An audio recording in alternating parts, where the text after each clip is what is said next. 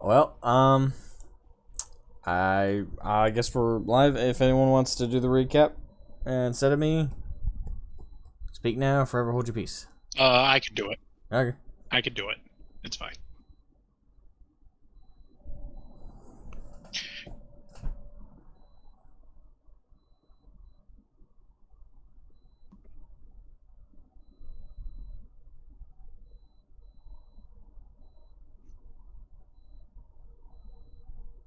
Greetings, adventurers. As we found ourselves in the last adventure, the party debated if they required to heal. After that, Kiko went out and scouted ahead. She snuck attack a bunch of goblins as she caught them by surprise by a small barrel of black powder. She also encountered a slave and removed the slave collar and freed the slave. The party goes out to the courtyard. Landrin casts a wall of fire to make room for the party to be able to enter the keep. Dacor reached out to Decoria, saying that Rokai is in the keep and most likely with Lord Farian.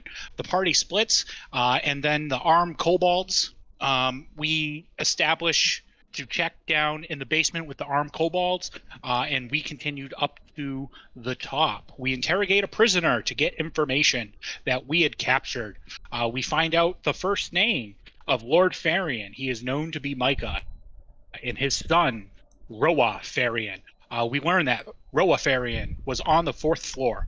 We then proceed to the 4th floor to do battle with Roa. Unfortunately, Roa was a pushover and was not established to battle us the way that he had intended. We were able to catch him by attacking him first, getting the upper hand, and the party went first and demolished him. After the battle, we find Lady Ruga deceased.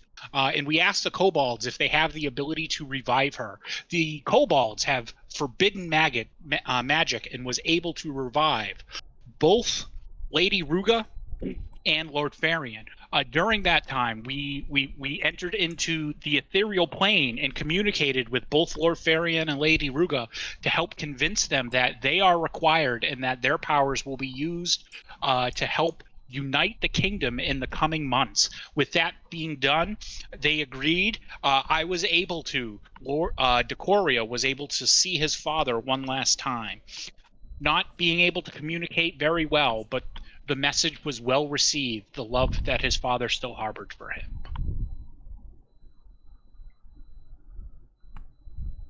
All right, fantastic.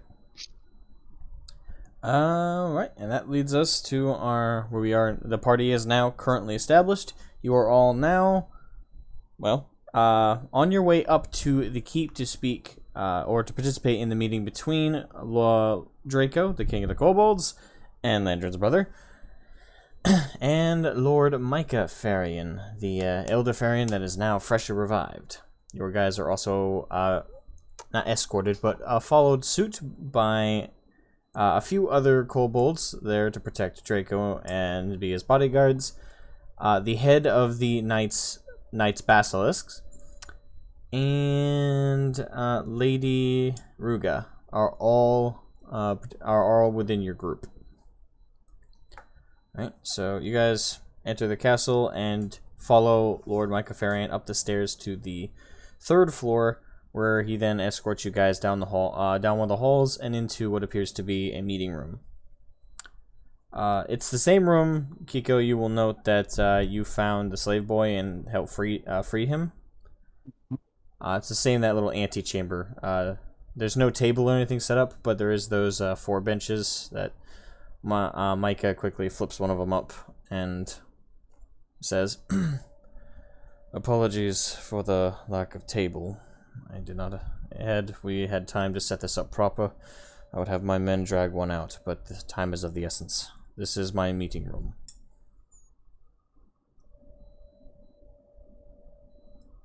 Cool. Now that we have everyone here, the question still remains, how do we move forward? Now, the others that have attempted to usurp the throne between Lady Ara and her brother, we still require... I'm not sure if we have to put them down or if we can bring them in. So how should we go about this? Well, not knowing exactly who's involved in what aspects of this game, of this coup, and still not sure who we'd even put on the throne once we take back the capital. It's all a bit of a chaotic mess. I'm betting a substantial amount of coin that Lady Aura is not in the capital.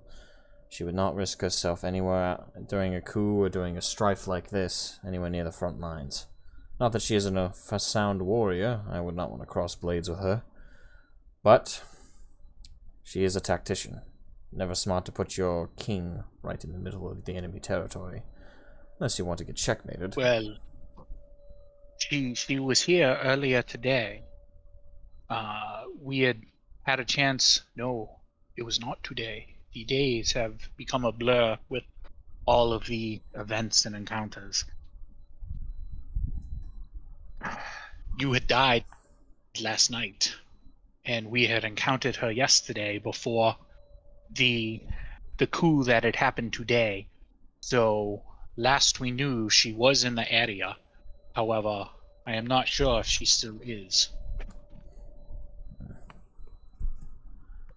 Well, as I said, I highly doubt it. First opportunity she would have taken, she would have left.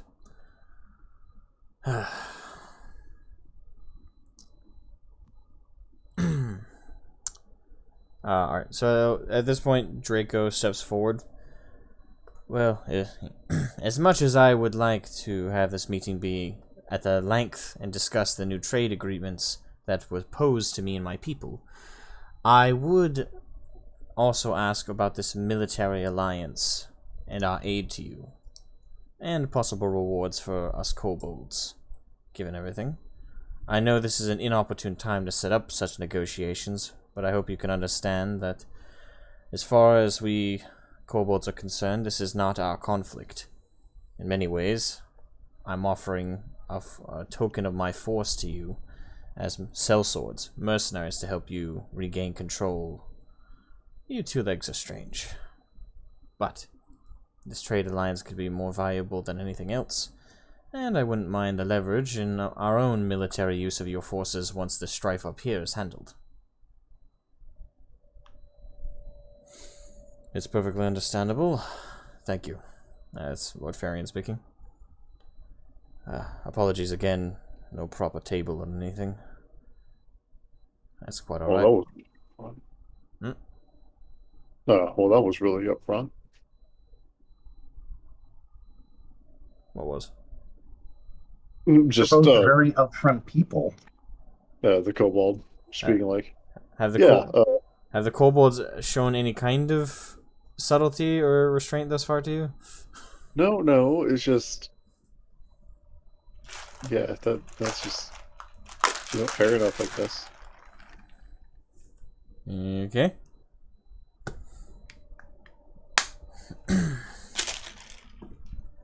Well.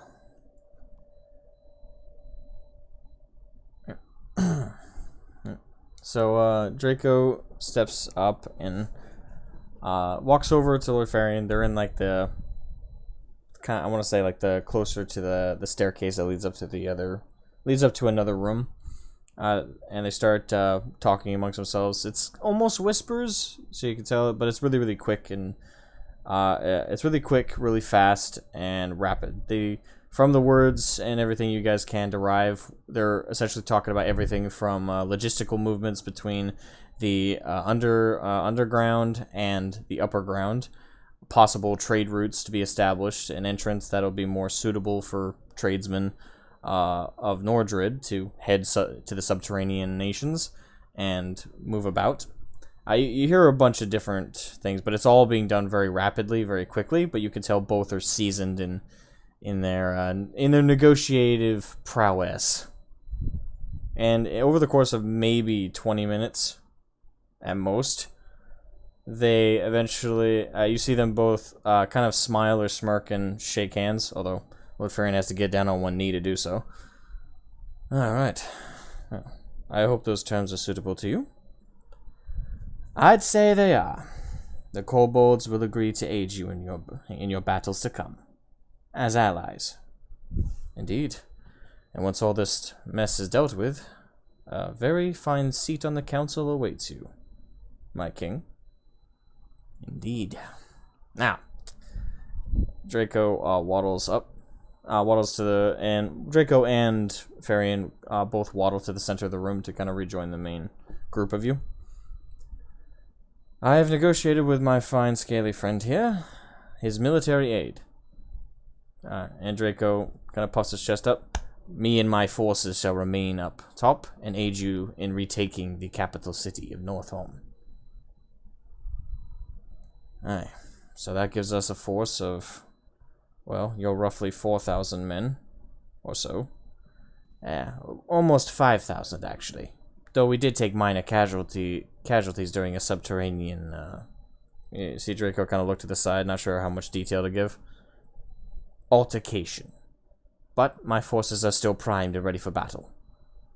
I will need to send word to Kodor to send me several geomancers for proper transportation between our home and here. Very well. Any means to do so are free to you. Thank you. Well. Lady Ruga. And to this point, Lady Ruga kind of steps up a little bit. Yes, Micah? Must you call me by my first name? I thought we were equals on the council. We are, but it's not proper propriety. Nevertheless, point is, will you be returning to Ursine, skipping right past Northolm? I'll have to. If I'm going to aid in retaking the capital, and possibly a siege against the Aura, we're going to need as much backup as possible, and the rangers of the Ursine are prepared for battle as soon as I call. And plus, I'm sure Braun would be happy to see my smiling face. More than you know. Farian kind of mumbled that one. Well, let's see about establishing an escort. I'll be fine traveling on my own, at least I think.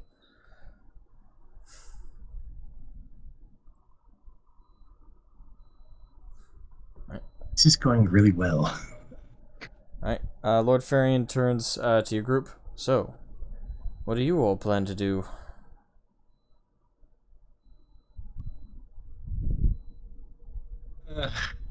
There's the kicker. Like we have a considerable number of angles to approach this from. We could stick around with Lord Farian. We could go back to Ursine. We could try and coordinate this with Draco. Or I wish to propose a quick thing. Can we ask? Do you mind if we group huddle for a moment? By all means. Lord Farian looks kind of confused. A group huddle. Landrin waddles away, but he's still totally in earshot. I suppose I follow. Same, we go to do our little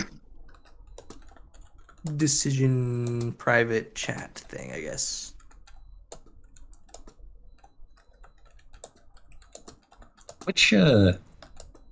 Which force should we attach ourselves to for the moment for the upcoming operation?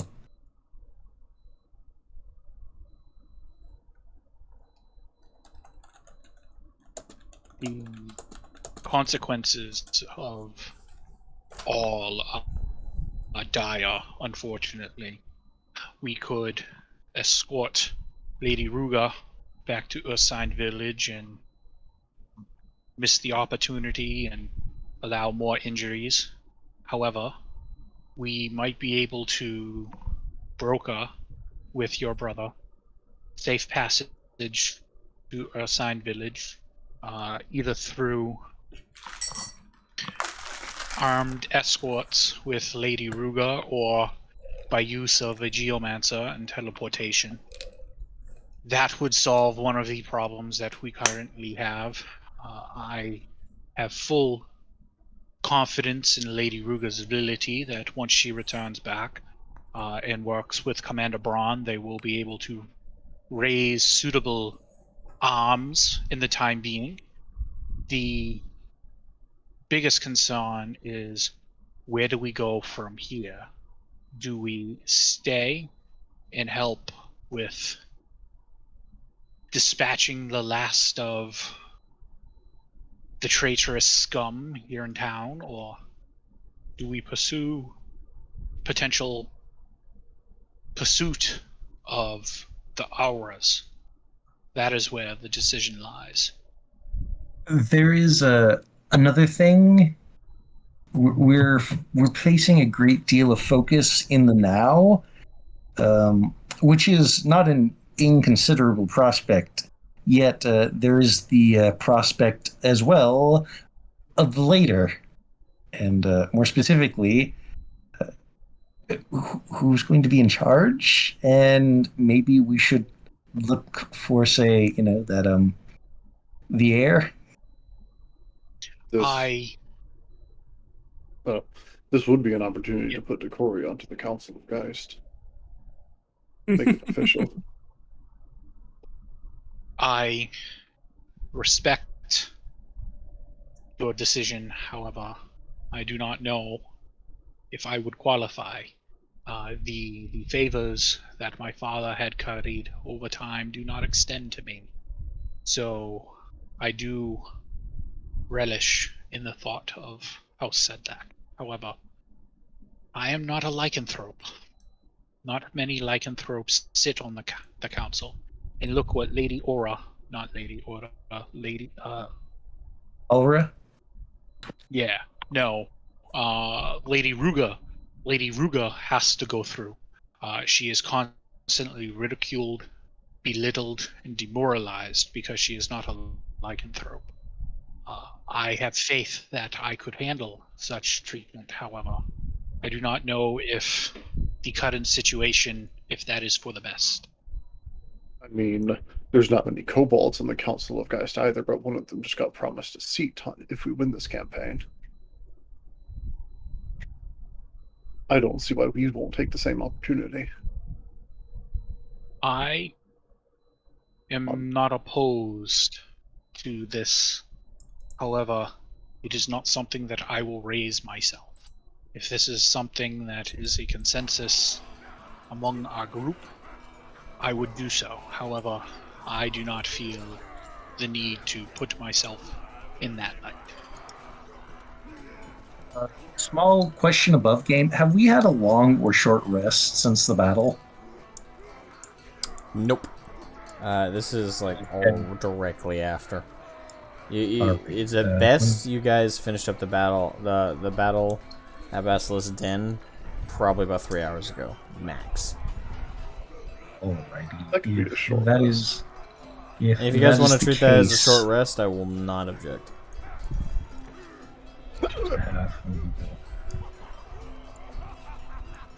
We're level 7, so I could get okay.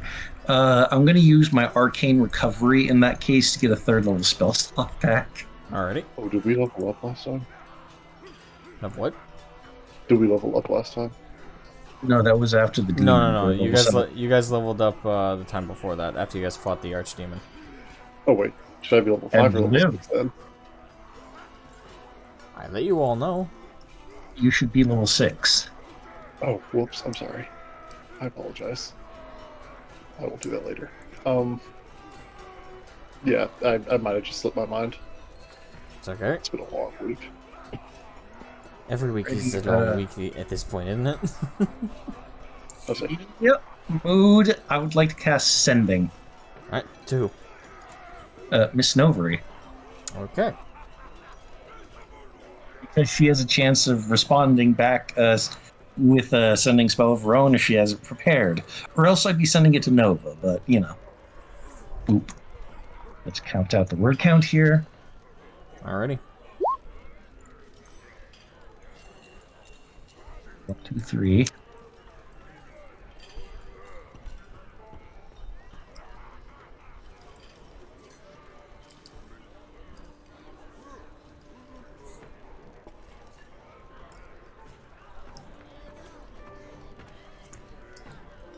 Four, 5, 6, 7, 8, 9, 10.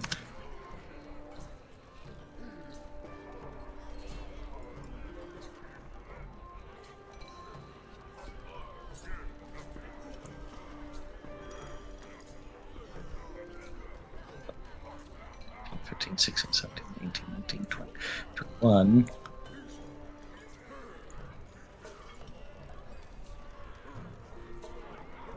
21.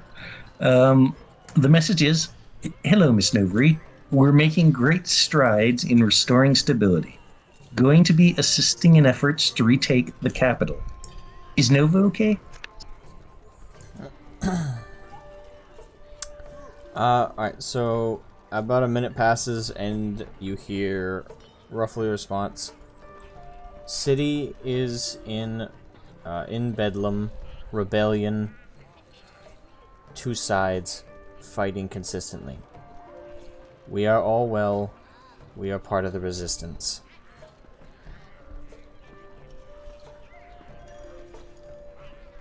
Landrin will kind of poke his head out of the group huddle, or back into the. His head's back in the game now. Oh, I've recently just messaged Miss Novery. Evidently, the city is in absolute bedlam due to the fact that a rebellion has broken out against the forces that had perpetrated the coup. So they are not our opponents have not had time to really make much use of their quote-unquote victory, as they've just been embroiled in another fight. Like guerrilla war. At your words, Lord Farian perks up significantly. That's good. If that means that the people are fighting back, it means we have one hell of an advantage of gaining entrance into the city. Assuming that the fighting is happening in the streets and not in alleyways. Depends on how big of a resistance. But either way, this is a huge boon to our cause. Great, Landrin did a good. Actually, Landrin, Is? Can you do another good real quick? Naturally. Can you send a message to Lady Aura herself? I've been actually thinking about doing that just cause, but well, I'm glad someone else agrees. What would you like the message to be, Kiko? Don't ask me. Just ask her what side she's on. I think we already know, but it's better to, confirm. Or at least Alrighty. see what she's claiming. Yeah. It's a good thing we met, because that means I'm actually able to do something to her. Let me type this out. So, Let me just clarify, who's this to again? the Lady Aura. Okay. We did meet briefly. question. True. However, the question, Landrin, would be: is this something you wish to do on your own, or is this something that we should do and have the other nobility part of? What specifically? I think he's asking if you want to have them draft the message that they want to send to her. That is not a bad idea. Considering. It's a political declaration and or inquiry.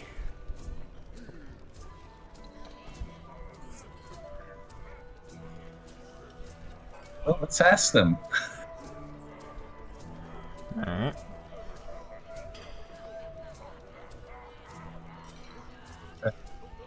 Lord Farian, Lady Ruga. Both of them are looking at you. Just a small idea we've happened upon. We don't actually know. We know for sure that I forgot how to pronounce his name. We know that Lady Aura's brother, at the very least, was definitely partly responsible for all of this. And he makes a little throat-slitting motion. But we don't actually know what side of the coin Lady Aura herself falls upon if one were to flip it. And I do have the ability to send one of my messages one last time for the day before I am absolutely tapped out. Would you have a particular way of wording it? Because it would be nice to know for sure if the House Aura was completely lost to us. Right.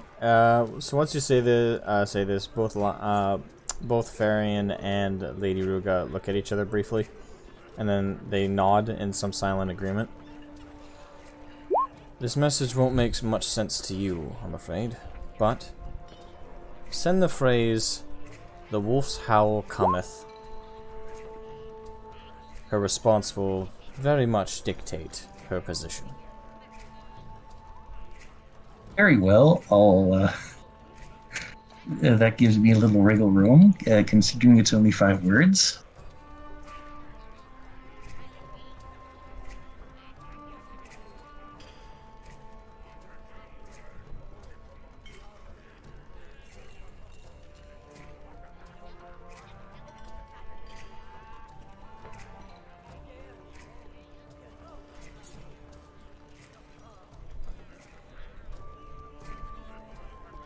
Are you sending it? Yes, but I am just adding a little something something.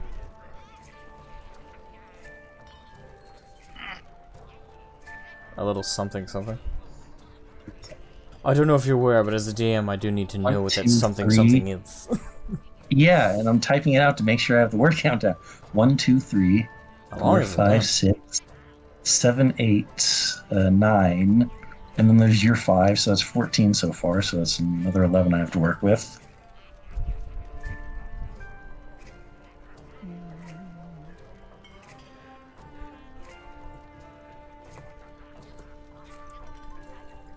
Alrighty. We'll use a 4th level spell slot and upcast sending, even though that really doesn't do anything, even though it really should. And to Lady Aura, Lord Micah Farian and Lady Ruga bid me quote, "The wolf's howl cometh. I hope it finds you well. Best regards, Professor Landry." Alright.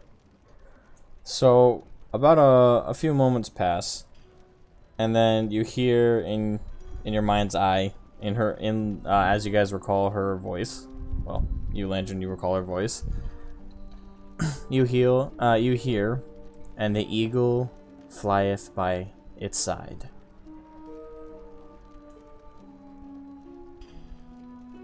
I'm going to look over. She says, "And the eagle will flieth by its side." And you see both Lady Ruga and Lord Farian look very relieved. That means she's on our side, if she speaks true. But I've never known the woman to be much of a liar. She's never liked underhanded tactics, that's for sure. But if her brother's gone rogue, how much of her estate is on his side? I'm not sure.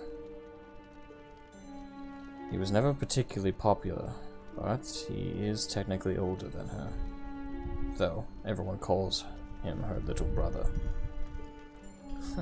Can you blame anyone? The boy acts like he's 20 years his own junior. Both of them seem to be kind of thinking to themselves or recalling to themselves some incidences, and they look both look amused, but also kind of like, eek. In hindsight, these are moments we should have thought about a little bit more. Well, nevertheless, that means the entirety of House Aura has not gone rogue. But we must treat the entire house as going rogue until we can clarify who's who. With any luck, we'll be able to track Lady Aura, and with even more luck, she is in control of the Aura estate. Meaning that our enemy has no particular headquarters other than Northholm. Which means we can handle this all in one foul swoop. However, if they've taken the Great Eyrie, then that means we have more than a complicated siege on our hands. One, I'm afraid the Kobold's subterranean abilities will not give us an advantage. Draco kind of waddles forward. And why would that be? Well, not to insult you or anything, Draco, but the Eyrie is not exactly connected to the ground. It's a large, floating castle and keep. to get to it. They have several griffins and other small wyverns to fly to it, as well as the Great Air Bridge, which is a wind spell. It's all very complicated, and I'm sure all of you have a very different image from how it actually looks. But the Eyrie is not an easily siegeable position, as you can quite imagine.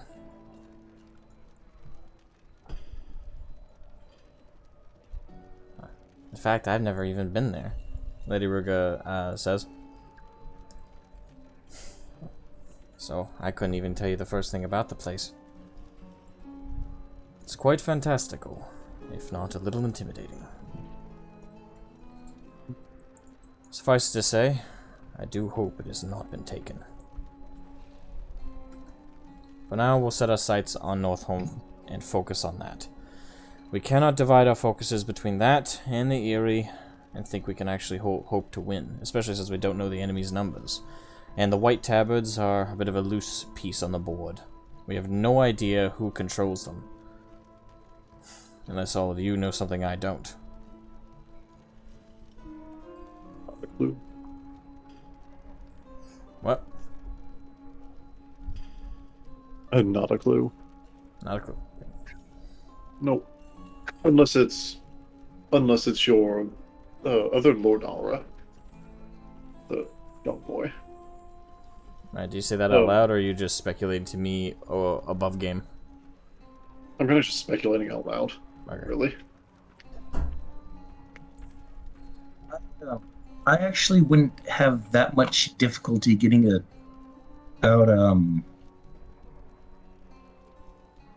I could get about 5 people up there without too much difficulty. Take a bit, though. Oh. Do Yes. you say this out loud, or are you saying this above game as well? Yes, he's saying this out loud. Alright, Lord Farian's, one of the Lord Farian's eyebrows shoot up. Do you have a spell that protects you from wyverns and griffins? Oh, no, but I have a spell that lets you fly under your own power. I see. Well, it'll be useful, maybe perhaps for a stealth operation, but certainly not for a full-on siege, unless you know several people who also have that spell, and are capable of defending themselves against attacks from aerial creatures. Well, the thing is, you can cast it on other people, and I could make a scroll of it that other casters could learn from. That could very well be useful, though, again, I'm still skeptical.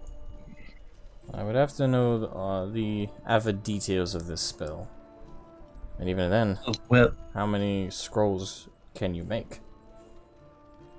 Well, firstly, I touch a willing creature, and the target gains shall we say, a speed of flight, let's call it a flying speed, of about 60 feet over the duration of around 6 seconds.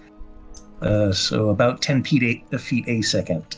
By the time the spell ends, if the target falls, it is, if it is still...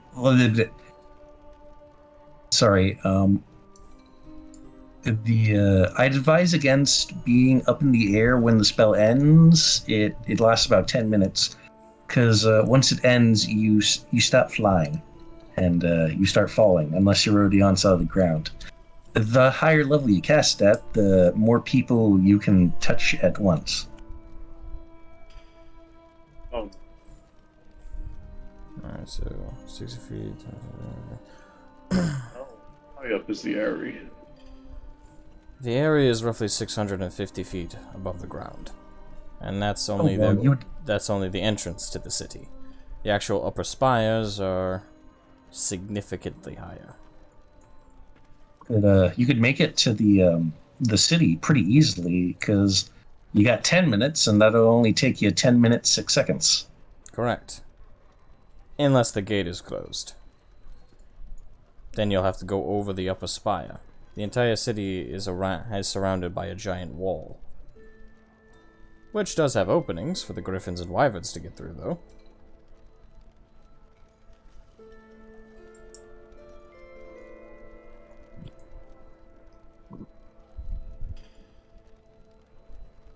what keeps the city afloat. For the time being, let's just focus on taking back the capital and hoping that That was what I was suggesting. Cross that bridge when we come to it. Sky Bridge. Yeah. No, right now we're civil engineers and we're planning the bridge. We need to plan what we need to do. The more information, the better. Indeed. It is good to know you have such a spell, my young friend, though. That will possibly come quite in handy. Well, as for the capital, with their rebellion going on, my own forces, Ursine Village, his rangers, and the kobolds, we definitely have an advantage at least taking the city. The only difficulty would be... But the concern would be that the Ursine Rangers are 6 days out. 3 days for Lady Ruga to travel there. A half a day or so to raise troops, and then another 3-day travel back. Gives us time to build siege equipment and gather supplies for the assault. It does also give us time to acquire one more ally. One I think we won't have any difficulty convincing to our side. Who would that be? The Lionels. I'm sure that the Whitecoats and my son wouldn't have allowed them to hear of my friend's death. And you see him kind of shuffle something in his hand. You could probably speculate it's the ring. But that so the concern that I would have is that would they be willing to ally themselves with individuals that allowed his death to occur in the first place? That would be the difficult part. Assuming that my son did not send some kind of false story to them, and that they have been simply left in the dark, which I assume so, then it'll be a simple matter of relaying our side of the story. And given my relationship with the old lion, though tempered at times, I'm sure Nita would believe me. I suppose... How long away... sorry to interrupt, but how long would it take for a messenger to get there? Well, the good news is... the Lion's Mountain is actually just up the way. And he walks over to the hallway, kind of gestures out and points out through the window. And if you guys followed him over there, you would see outside the window he's pointing towards a mountain face. Now, as the Basilisk Den is right up against the mountains, where there's a bunch of mining entrances into some cave systems where they mine Magistone. However, he's gesturing just up the mountain, and up there you guys can see a sea kind of through the fog and clouds, a faded outcropping of what appears to be kind of a standard castle. The Lionels have the smallest territory out of all the houses. They don't even have a city. It's a single keep. There, their dedicated group of knights, their squires, and a couple farmers that live up in the mountains. That's about it. The entire keep houses them all. They don't have the largest force or army, but they have some impressive fighters, and some stalwart ones. If we could get them on our side, that's easily another 600 troops, right to our battle lines. I can't imagine the incident at the capital helped their numbers any. Well, they did have about 400 troops in the capital. They always do. They take up a good portion of the royal guard. I safely assume that the white tabards would not have allowed them to live. So they are down numbers. But I assure you, once they hear the tale, their rage will make up all the difference.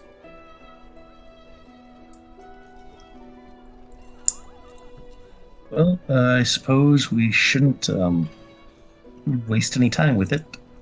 Indeed. Crowlin. It's at this point the knight, the heavily armored knight, steps up. My lord. Send word to the Lions. To Nita. I'll pen the letter, but give me a moment and send it on its way. With any luck, she'll give us an answer within the next day or so. Yes, my lord. The rest of you, I recommend you all get a night's rest. The keep is yours. Choose any room. This entire floor is... well, it's got plenty of empty rooms, especially after the events of the last day. Draco, you and I have a little bit of refinement on our planning to do. For the trade agreement, and for the military alliance. Indeed. Lead the way. Aye. And they start to walk towards, like, the opposing door, from the end that you guys entered the room in.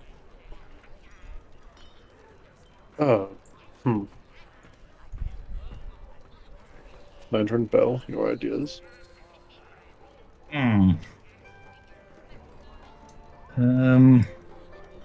The harumph of thinking. Sleeping Yes. long and hard. Yes, Hiko was going to ask Lord Varian to wait. Lord Varian, I believe we have one more thing to discuss. Alright. Before we turn in for the night. Very well. I believe Decoria here, given his valiant deeds and involvement on his part, I believe he deserves a spot in the council. And perhaps he does himself. Right. Farian's face kind of narrows a little bit. Would I have the authority, I would grant him such, but I do not. Each of the houses and their presenting seats on the council, I have the authority, as of now, assuming that Nita... Yeah. Right. I'm mixing up some of the details in my own brain. Yeah. I have the authority to promise such things. However, to establish a whole new house, it requires a bit more than just achievements. In the case of Draco here, he has an entire kingdom underneath our very feet. I can very easily argue he has territory, and thus argue has land, and has, well, professions, expertise, perspectives, things that he can offer to the council at length. Decoria, as well-renowned and as effective as a person he is, and the lineage he holds. And not only that, but my respect. I would love to grant him a seat. However, I am not in my position, and in his position. I am unable to argue that he can hold a seat. He has no lands, no territory, and though I would argue he does have expertise he can offer to the council, that's only 1 out of 3. Are you not a lord that has a sizable chunk of territory? Can you not negotiate for land for Decoria? It's a bit presumptuous, Kiko. I mean, we're about to go win a war for the fate of this nation. I'm certain that concessions can be made. I believe the fate of the nation is more important than technicalities and semantics. Lord Ferian has made his point. His point is well heard. However, Kiko, I do not wish to belittle your thought, because your thought is very important to me. In Lord Ferian, I believe with what has happened, that we have first worked with Lord Regent. Oh my god, why am I forgetting names today? Lord Regent Lady Ruga. We have brought her back to life. We have brought you back to life. The deeds of my father I cannot use as a crutch. The deeds that I have done have helped save this nation.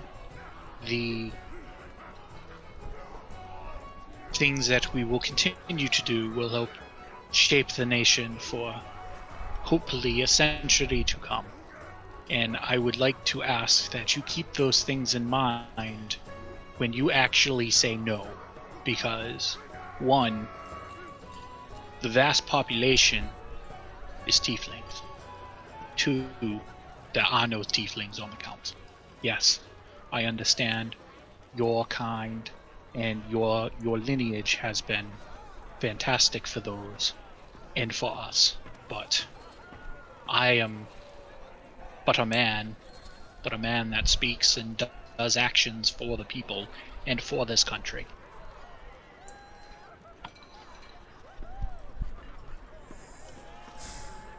Well, as I said, my friend, if I had the final say of it all, which I do to an extent, I would give you a seat immediately. Do you hold no lands at all? Anything I could argue? I, because he is in my possession, would like to I would like to shake Rokar and see if he's got anything to say about this. Any lands he's got hidden, hanging out somewhere. Because due to lineage, those would fall to me. Alright. Grandpa, do I get any allowance? Alright, so who's holding him right now? I am. Okay, you are holding him. Alright, so you shake Rokar. Ah! I do not know. As far as I was aware, our family controlled what is now the nation of Corvona. I have no idea if we have any lands here. However, we have lands in Carvona. Oh, yes. So, to answer your point, yes, we do have lands, just not here in the country of Nordred. However, that is not what you specified. So on technicality, I do have lands. Maria. Lady Rigo sets up. What? You're the newest lord, so you've read the actual text. Does it specify lands in Nordred? Actually, no. It specifies lands, but not in specifically Nordred or any of its regions. Excellent. If we can argue that, certainly we can argue the rest. That was our biggest hurdle. Well, Decoria, would you like a seat on the council? Or a voice of the tiefling population and a voice of the people? Yes, I would. I warn you before you fully accept. There are a lot of responsibilities. When the council is called, even during these times of war, all must attend.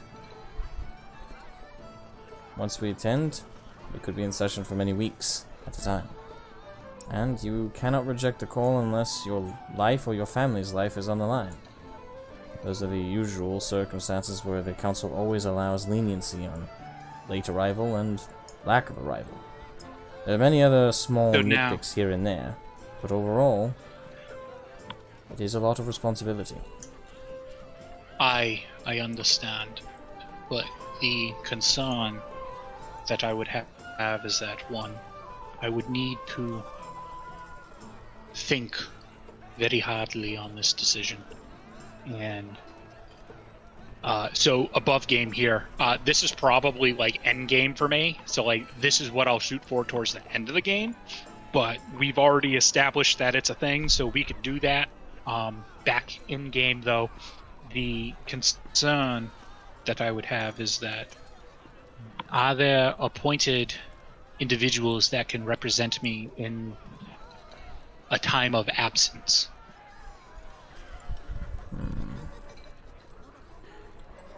There are the voices of the houses, although they're rarely used. Yes, it's an old tradition, but one that was never technically taken out of the rules. You can elect a representative to represent you, your house, and your interests, as well as your perspective on the council. They have to be signed in along with you on the initial vows.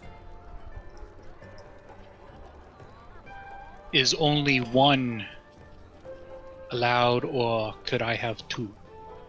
One, I have my bondmate that would be strongly considered. And two, I'm gonna look at the skull just sitting there.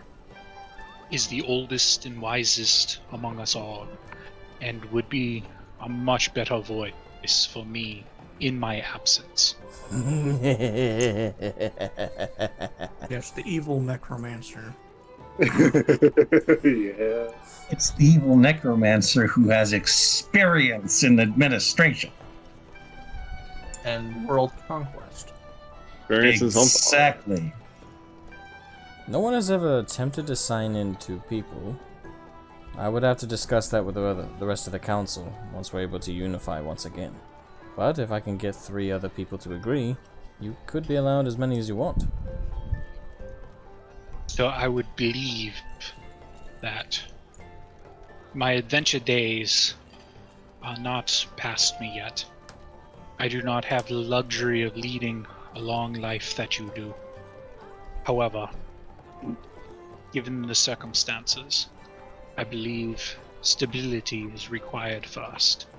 Once that is taken care of, and you have a conversation with other house nobilities with hopefully further good deeds, the conversation could be talked about again. However, I believe that I have planted the seed of things that will come in the future, and this disembodied skull, however rash or coarse he may be, is probably one that is seen and done many things over the 1,000 years of life that this individual has lived. And more importantly, I am a direct descendant of him. And he has the ability to provide insight that most of us would be unable to take.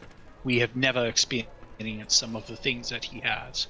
Yes, he is mischievous. Yes, he is untrustworthy at times due to his selfish nature. However, he has never given us bad advice. And I would think that if this were to be the case, I think this is the route that we would take.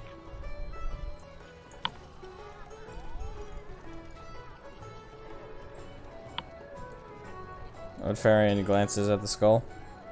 Don't look at me, he's the one making the grand speech. I see. Farian shakes his head.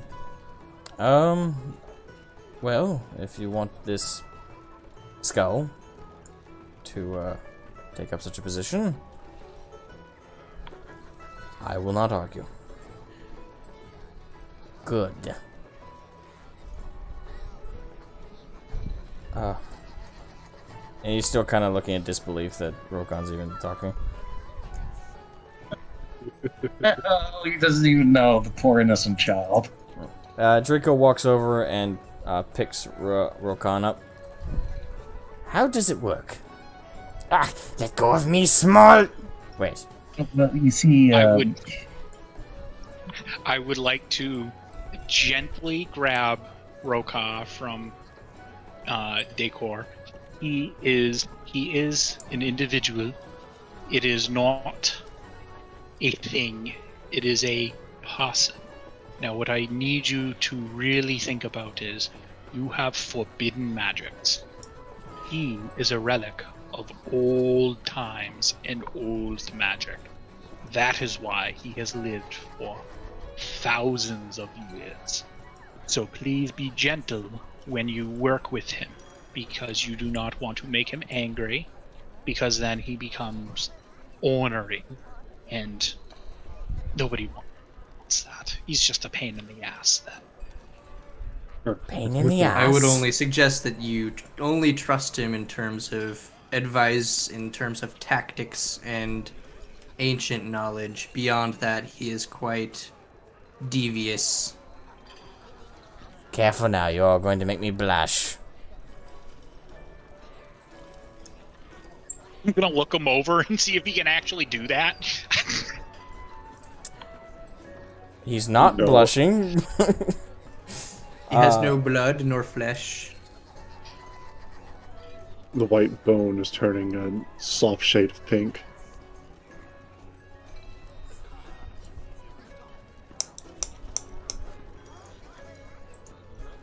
Well, now that that particular topic is settled, I believe a lot of us require a good night's sleep. I'm gonna look out the window towards the mountain to gauge what time it would be. Alright. You look out the window and the fog is still kind of light, but you can tell that it's getting significantly darker. So it's probably around 5-6 p.m. roughly. And since we cannot get to the capital to check on the citizens, it would be best if we turned in for the evening. However, I would like to observe in the conversations to brush myself up on proper noble etiquette, if that is okay with you, Lord Ferrier. Well, if you're serious about taking a seat on the council, I'd recommend it.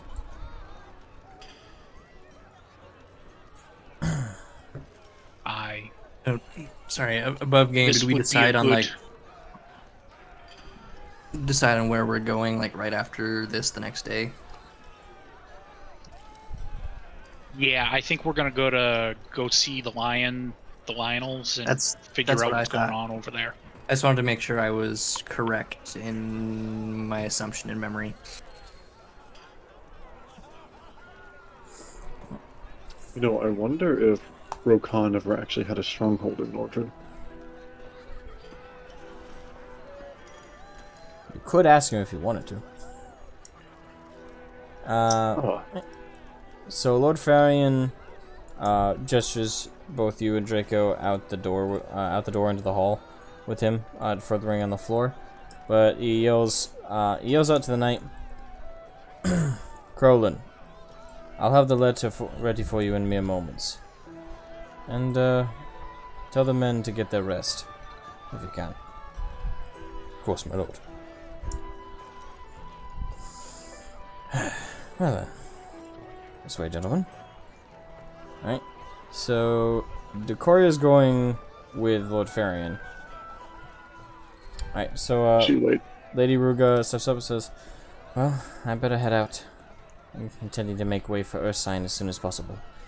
And though it's getting late, I'd like to get on the road. Thank you all so much. I quite literally owe you all my life. Last one thing of us, help me, and we intend to oblige. Aye. Actually, Landrin, do you think it might be possible for Lady Ruga here to travel underground with the kobolds through their caves? I do have a fairly direct route back to Ursine Village from here, as it was their original entry point to the surface. We should probably bring that up with Draco. It would be a lot faster and safer. Alright. We're willing to assume. We're willing to bet. Alright, Draco and his guard walked out with Decoria and Lord Farian. You can chase after them if you want to. Let's go ask them. Actually, just Rokan. Or just quickly let them know, I guess. Does Decoria have Lord? Yeah, Decoria, do you have Lord? Or not Lord Farian? Rokan. Yeah, I took him with me. Oh, okay. So you're going to use him for the negotiations, I assume, or whatever y'all do. You don't know what to do. Well, to observe and to punch in the face if he says anything dumb. Okay, cool. Yeah, we should probably ask. I forgot the kobold's name. Draco. If that would be possible. Alright. Yeah, you guys can chase after them real quick and ask. They're not that far ahead. They just walk. They barely walked. They just walked out the room, but you still gotta follow them. Yeah.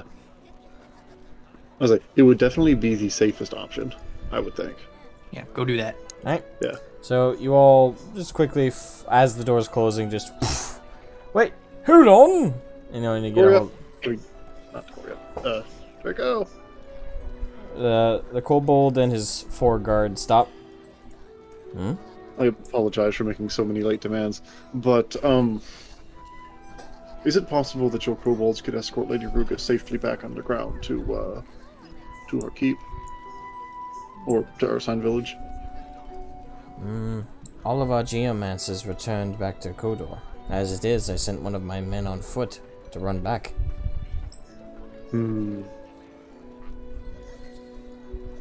But if she'd like to run to Kodor with him, he hasn't left yet, I don't believe, then she can then port from there, assuming we have one of our a stone marked with the correct rune nearby.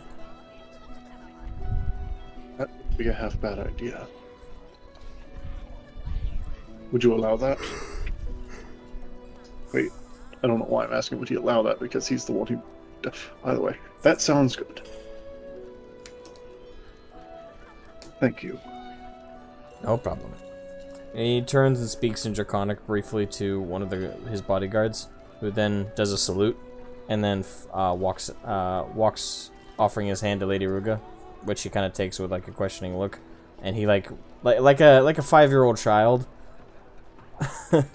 holding his mom's hand. He just and is just dragging her along as she turns and waves goodbye to all of you. Goodbye. Safe travels. See you again. Oh.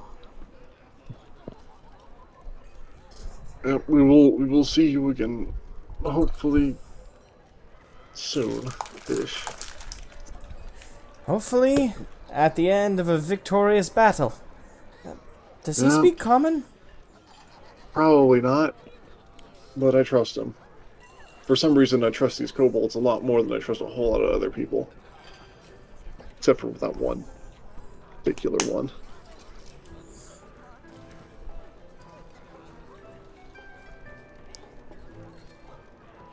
Are you talking about me? Yeah, probably. Is it the Spy Master? No, I'm yanking your chain. She's not there, but... Oh. I mean, I wouldn't put it past her to be there. You know. Oh. Alright, right. Alright, so Decoria, Draco is small guard, and Varian.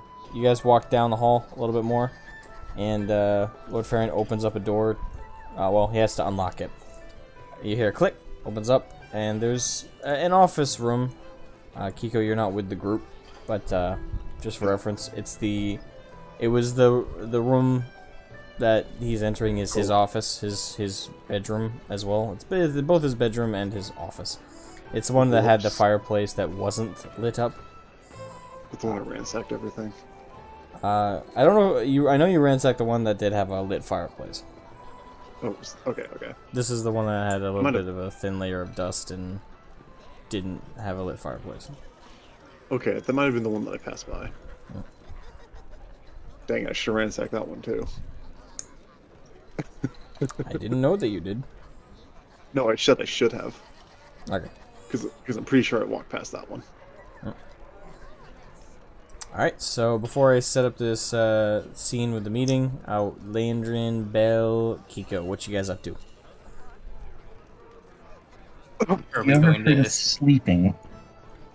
Do maintenance and probably making myself another homunculus with one of the Magistones that we have? Alright, so... I think Kiko give you one of those again. If not, Kiko's going to give you another with a barrel. I mean, I probably have one somewhere. A particularly sporting looking one. Alright, so... Actually, You know, how long do we have again? Just to make sure I have it straight in my head. How long do we have for... before the meeting, like, do we have any, like, a little bit of downtime? Or... Well, no, the meeting's happening right now. Oh. This is just what we're doing while the meeting's going on. Yeah. We're not invited. You could try and superpose if you want. Yeah, no. Landrin would like to take a bit of time to try and inscribe one of the captured wizard spellbook spells into his own again.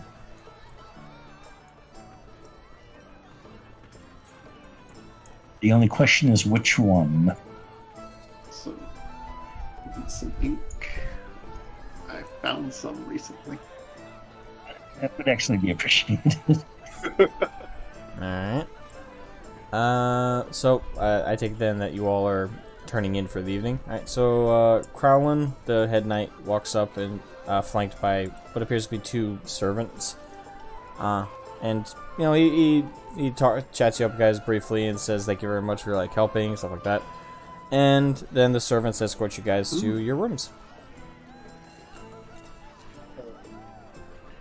I'm just gonna go to her room, but, like, after she kind of knows where it is, she's gonna take a walk. Apparently I can infuse the boots of the winding path. But I need a pair of boots. Wouldn't you also have the need to wear boots? That would be the question, is like, how would that even work with me? You're gonna wear boots. You're like vaguely human shape. Like that, yeah. It's like just slip them on. Okay. Alright, so Kiko, you said you're going for a walk. What kind of walk we talking here? Kiko kind of wants to, like, explore the outside of the keep. So you want to leave the keep? Yeah, just so, like, there's a town outside, right? Yeah, outside the keep's walls. Yeah. He's just gonna go walk around town, see what she sees. Alright, that's gonna take a decent amount of time on its own. Alright, so we'll do the meeting first then. Yeah, I'll do the meeting. Alright, so Decoria, you, holding Rukan, follow Farian into his office room, along with Draco and his small guard, and you guys sit on the 2 chairs in front of Lord Farian's desk. Now then, to brass tacks, I suppose. It feels strange sitting in this chair again after so long, and not having my back ache as much. I suppose the upside of drinking one's an enemy's blood is de-aging. Awkward conversations like that aside. Also coming back from the dead, I suppose that helps too. Aye. Haven't felt this energetic in a long time. Feels weird. Well, yet again, my Lord Draco, I would like to, on behalf of the Council of Geist and the people of Nordred, I'd like to humbly bow my head in great thanks for aiding in retaking my own keep, and in the further aid you are offering to retake the rest of the kingdom. Of course, with the alliance that is offered, and the military aid that we surely do need underground, I find this a very equivalent exchange. Spectacular. Additionally, it's always good to have two marks of unifying nations in my history. Haha. And Draco kind of punches his chest, and the 3 kobold guards, now 3, used before, all kind of like do like a yes. Like they're all like just do like a brief clap, because they all seem very happy that he's happy. They don't know what he said because he said it in common. Kind of like a little peanut gallery.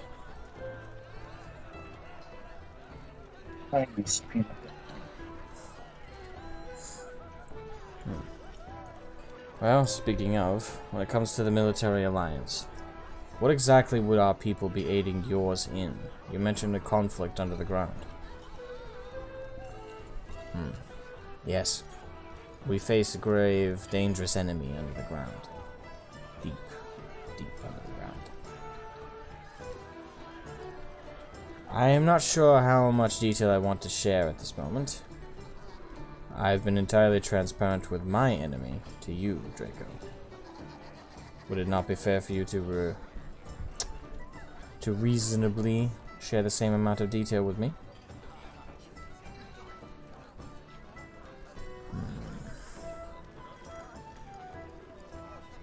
We face demons under the deep dark. Fiery demons.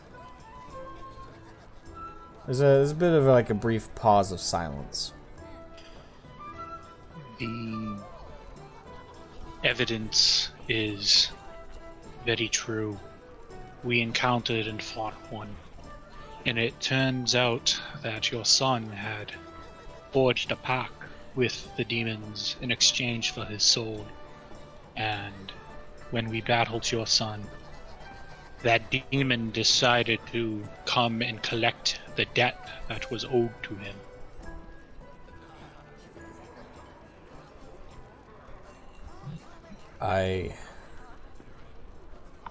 I'm not sure what to say, I must be honest. Demons... I'm not a very superstitious man. If I were you, I would be afraid. Very, very afraid. My ancestor, Roka, and like, I think I had strategically positioned him on the table, you know, just so that he's there, has had dealings with this particular demon in the past. Whether he chooses to provide information into that is his own decision. However,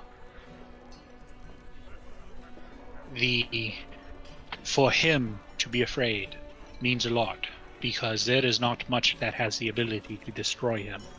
And I fear that that demon has that ability. The one you met, Decoria, yes. That one does. But that one's not a demon. Demons are a watered down version of what he is. Thankfully, I don't think he'll get too involved. He occasionally resurfaces due to deals and contracts he likes to personally collect on. I won't speak too much of him, for fear of summoning him. Not that I think he'll actually emerge for something so small. But I have my reasons to be intimidated by such a being. There's many, many motivators behind just simply being afraid to die, that I refuse to allow my life and my soul to leave this plane. But for the demons you will actually be facing, they are very much real. Good Lord. As much as I, yesterday, would not believe, not just yesterday, but any time before now in my life, I would not have quite believed a talking skull would be having a conversation with me right now. But demons is another matter. They're stories, they're things you tell your children. I told my own children stories about demons, make them fearful of breaking rules. It's very hard for me to believe, with all the magics out there in the world, that something so fantastical exists. Not that I doubt your words, but it's complicated, I will say. Is it really so hard to believe? You have 3 individuals here speaking to you. 2 have done battle with them. 1 has had many dealings with them. You have 3 eyewitness accounts specifically telling you that these do exist. These are things to be feared. I have no doubt that you face something down there, for sure. And I have no doubt that whatever it is may have even posed itself as a demon. But for all I know, you faced a monster down there. Something vicious, dangerous, even fiery and brimstone. But what proof do I have that demons exist? That may have been your interpretation. Well- That may even be what you've been told. But how do you know that's true? I'm not one Well, that believes in such stock so easily. When you watch a body decay and watch the life be sucked from its soul into another being's possession, you would change your mind, good lord. Trust me on that.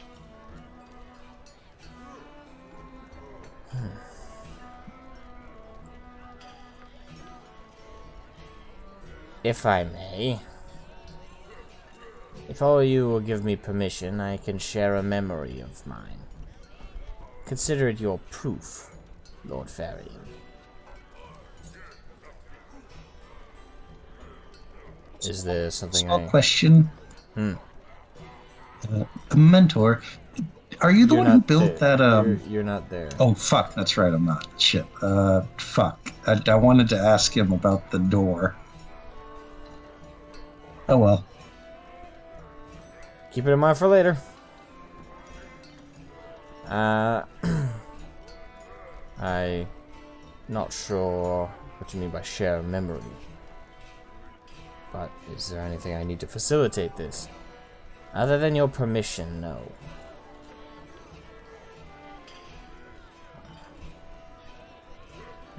Lord Farron looks at you, Decoria, kind of questioning. This is not uncommon. I have shared in these experiences prior. It is a little discomforting at first, but once you learn to accept what you are seeing as truth, it makes things far more believable. Very well. I give you my consent. Mr. You can call me Rokan. I'll be ruling over you someday. You might want to get to know the name. Yes. I see. As I've mentioned, mischievous. What And I about just you, kinda, little like, lizard? Pat him on the head. Not right now. Keep those remarks to yourself. Kobold. Draco looks at him. Permission.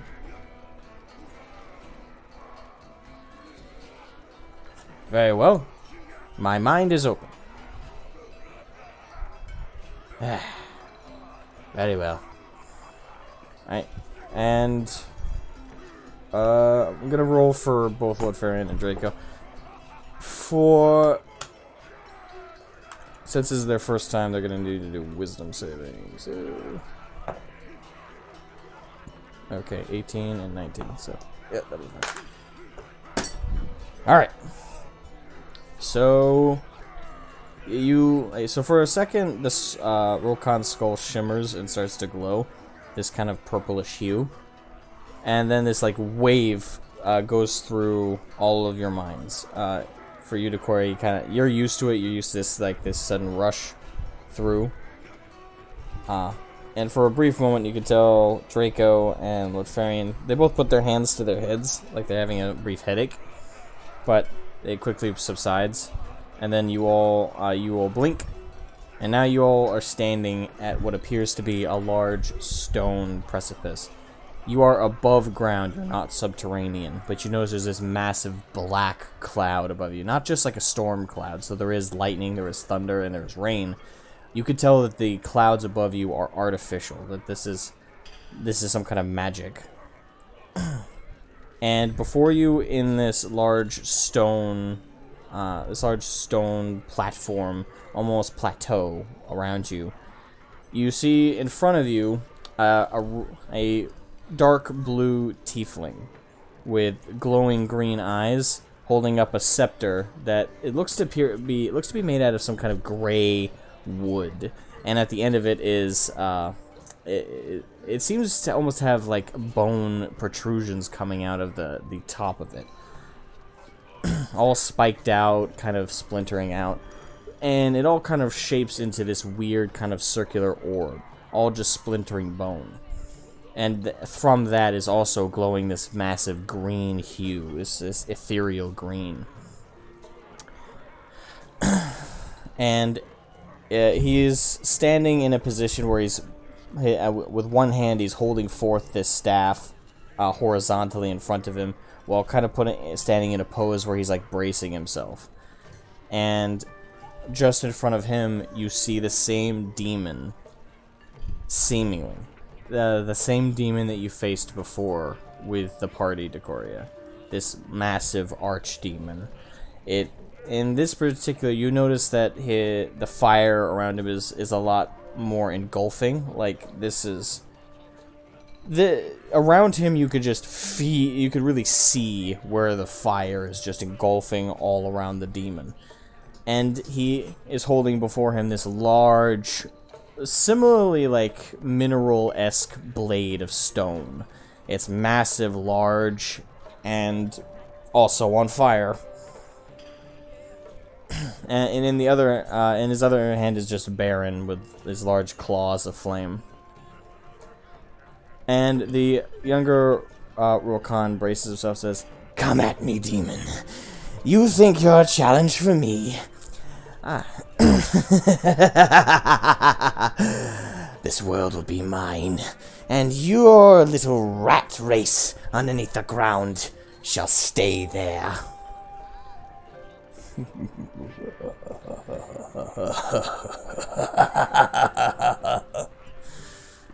Little D, little one, you will die here. No mortal has made a deal and walked away. Our end has been held. Yours must be as well. And the large archdemon brings up the blade, and the flames that are engulfing off of it turn this really bright blue flame. And he brings the blade down. Hard. Slashes, and as it makes impact, right where the young Rokan is standing, you see once it hits, kind of like a force field. You see this green orb around, just completely circling and around Rokan, catch it right before it actually makes impact against Rokan's hand nor his staff. And as it makes the impact, the very earth underneath the orb and underneath Rokan cracks and crumbles. It's the spidering cracks all around as lava start to breach the surface of that. And Rokan, with his loose arm, lashes it backwards and forms a fist, and it starts to glow. That same ethereal green shimmers and glows and shudders. And then he lets it go into this gripping motion, and he yanks his arm up, and massive bone spikes just pierce out of the ground and impale the demon. Like 1, 2, 3, 4, 5, and 6. And they go right through the demon's flesh. All also glowing the same ethereal green hue.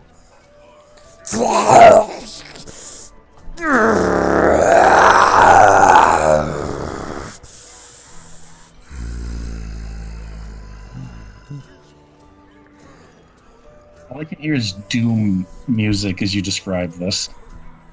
Right, and in response, the demon is now lifted off the ground by these spikes. He is truly impaled by them. The demon brings his loose arm down, and as he makes impact against the bones, shattering them with this. As the flames hit the green hue, they kind of create this purplish color, just breaking the bones. Still with several of the ends of them still poking through his flesh.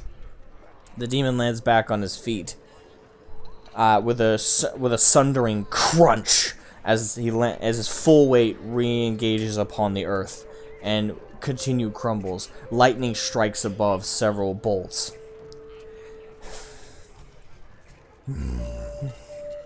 Your magics will not bring me down. Rokan, your deal will be upheld.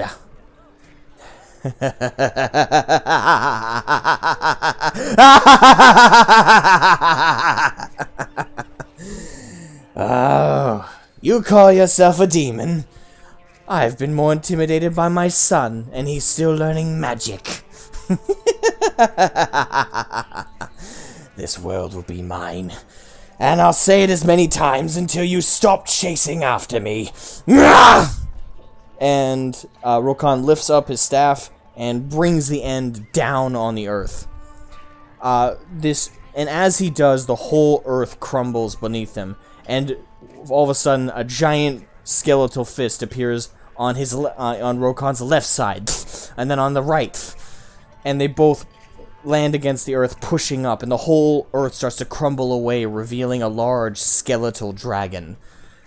As it lifts up, this all just emanating immense amounts of this green necrotic hue. Just Rokan is now standing on the dragon's head. Now, let's see what's more powerful, demon hellfire or necrotic dragon fire. Burn! And as he announces this, he whips out his staff forward, and the dragon's mouth opens up, and with an even deeper, dark, deep forest green-hued fire just bursts forth in this massive cone of fire around the demon. And as it hits, you actually see the demon start to kind of like burn away a little bit, his own flames starting just completely gone in the engulfing hue of the fire.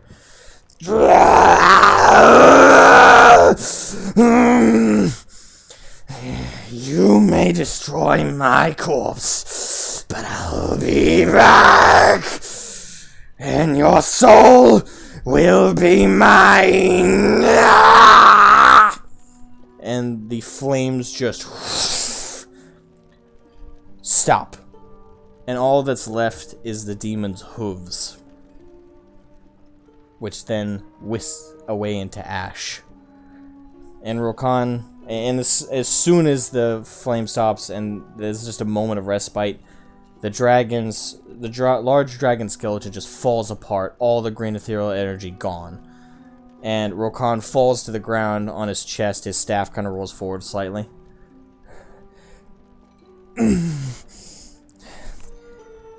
And as the young Rokan stands up, you notice blood is starting to spill from his eyes, his nose, and his mouth, and his ears.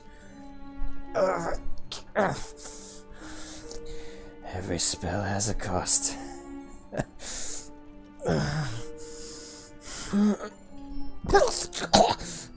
And you just blood spurts from his mouth. And then you all blink, and the same figure, no changes, no differences whatsoever. The black hair, the just forged like fiery eyes is just standing right next to Rokan, one hand on his opposing shoulder. And Rokan is shaking, clearly in pain, but he's not moving too much. Well, that was quite the spectacle. Well done. You know, you're the first mortal in, I want to say, 1,000? Nah, must be more than that. 10,000, 100,000, something like that. I can never keep track these days. Let's kill the demon. Well, killed, in all intents and purposes. My son will be furious. I'll see him soon enough. Don't make me laugh.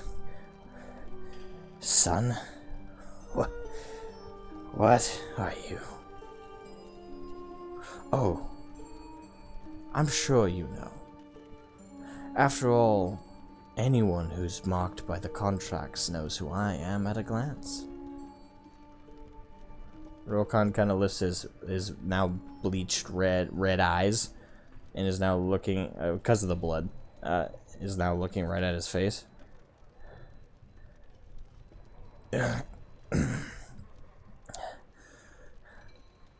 You see, my son has always been so proactive about collecting souls. Not me. Too much work. I could deal with you right now. I could easily, for example, and he snaps his fingers, and Rokan's arm just blasts away in a shower of blood and bone. Just all that's left is like all you can see is like the shoulder bone right there. So easy, but it's just no fun for me. You see, if I drag your soul down now, sure, I'll have a fresh soul, fresh memories to dig through. Oh, so much enjoyment I get out of newcomers. But it always ends eventually. Down there. No one lasts strength-wise forever. It's always much more fun to watch the souls scramble up above, trying their best to not get taken down to the pits. It's quite fun, actually.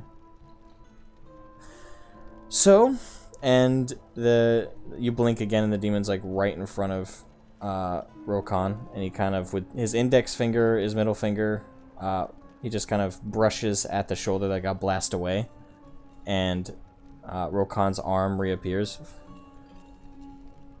I think I'll leave it at that. Your soul is mine one way or another, Rokan. Conquer this world, by all means. Makes it much more interesting, more memories for me to feed through when you finally come down. All things die. All souls go where they're meant to go.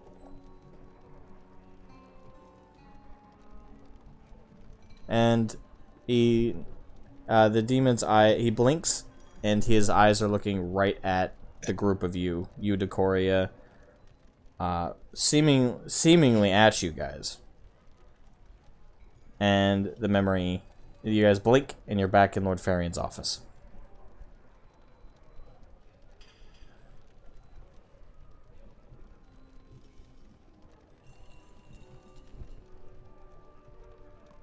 As I have mentioned before, the experience can be unsettling. However, these are events that have happened. And when I tell you these things are to be feared, these are the reasons why. Lord Farian has like a cold sweat kind of going down his brow, and he's breathing slightly heavily. If you had told me that was fake, I would not be able to believe you. So that's what you face down there. It is, and through smart decision making by the Warforged and the Thief, we were able to collapse the cave upon him to banish him for a short period of time.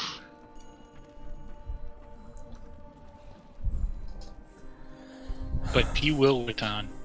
It's only a matter of when. What hope do we have to beat such an enemy? Well, Draco, who's also kind of a little bit shaken, but you could tell he was expecting part of that at least.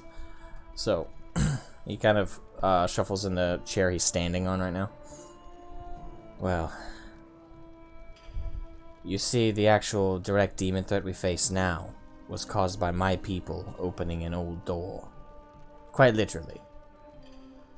We intend to close it somehow, though we have yet to figure out how to engage its closings, its openings. We've engaged in warfare for years now, and we're still trying to figure it out. Unfortunately, we need one final push of our forces to finally get to the door. The enemy's pushed us back significantly. But if we can get an effective offensive against them long enough and push them back, we hope to be able to close off the threat. You're telling me a doorway is enough to stop such creatures? Well, it's not exactly a simple door, but yes.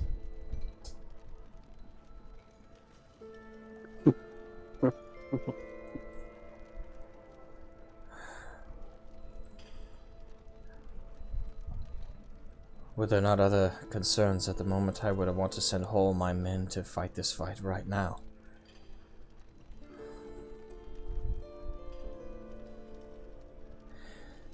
We must resolve this situation upon the surface as quickly as possible. This is far bigger than just Nordred now. Indeed. Now do you understand why I seek military aid? Aye. You shall have it. I don't even know if I have the wherewithal to even discuss trade agreements at the moment. If you do not mind, Lord Draco, I would rather we have that conversation when I'm more composed. Draco nods and then hops off his chair. I'll return to the I'll return to the triage camp that my clerics established right under the ground. We shall continue this conversation tomorrow.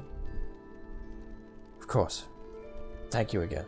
And Lord Farian stands up and bows deeply until Draco kind of does a half bow, as much as a kobold can, and then reaches up kind of on his tippy toes to open the door and walks out. The other kobolds following behind, looking kind of confused because they're not sure what just happened.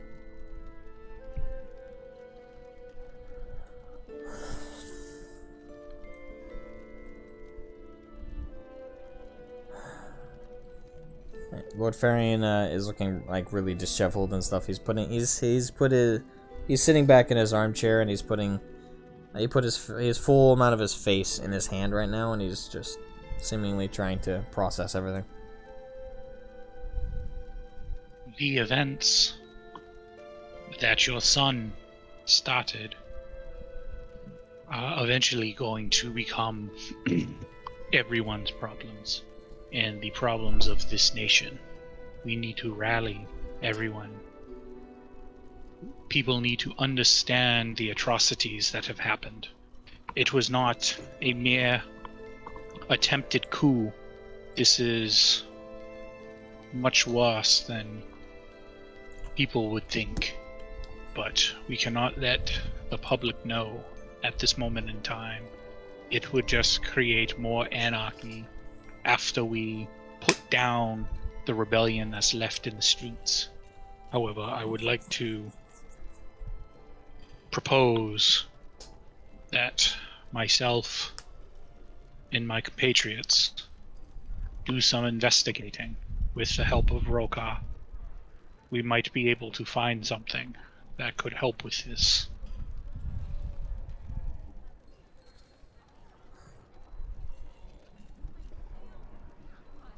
Of course. Such a threat. I'm not sure what to do next. But any investigation, any lead, any way to resolve this issue needs to be found.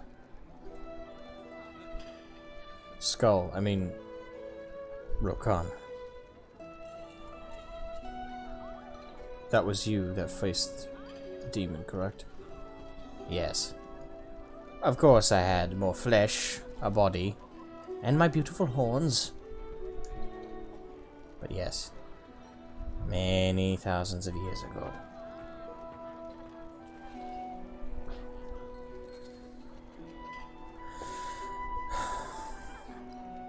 If you were not able to annihilate that demon, then they're a threat that cannot be eliminated, but simply held at bay. Aye.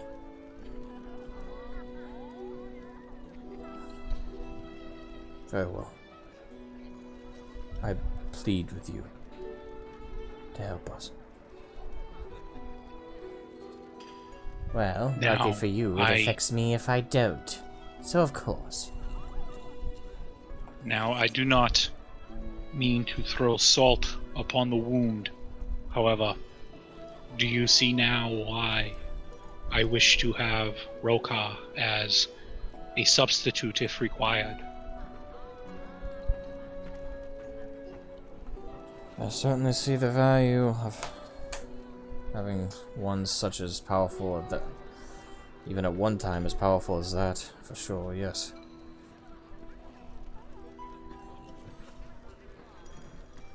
So I believe between myself, Roka, and his son, who he had mentioned, yet occasionally manifests himself as I kind of shake my bangle, resides here. This is the power that his son had and has been passed down through my house. We have the ability to speak to our ancestors. Most of them reside within this bangle of some essence or another. Perhaps one of them might have the ability or some knowledge that we may not know. I will work with Roka and my other ancestors for the time being, and I will put a message out to Landron to speak to his father. He might have other information as well, as he is a powerful wizard. And I will speak to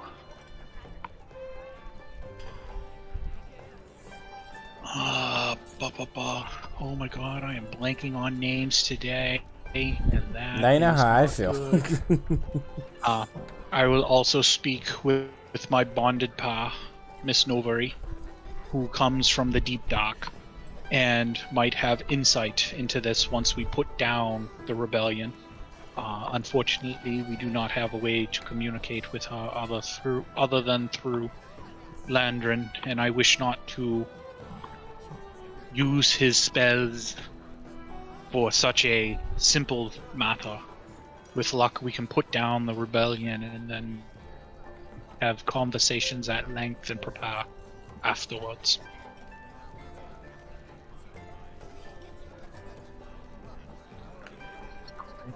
It's something to you.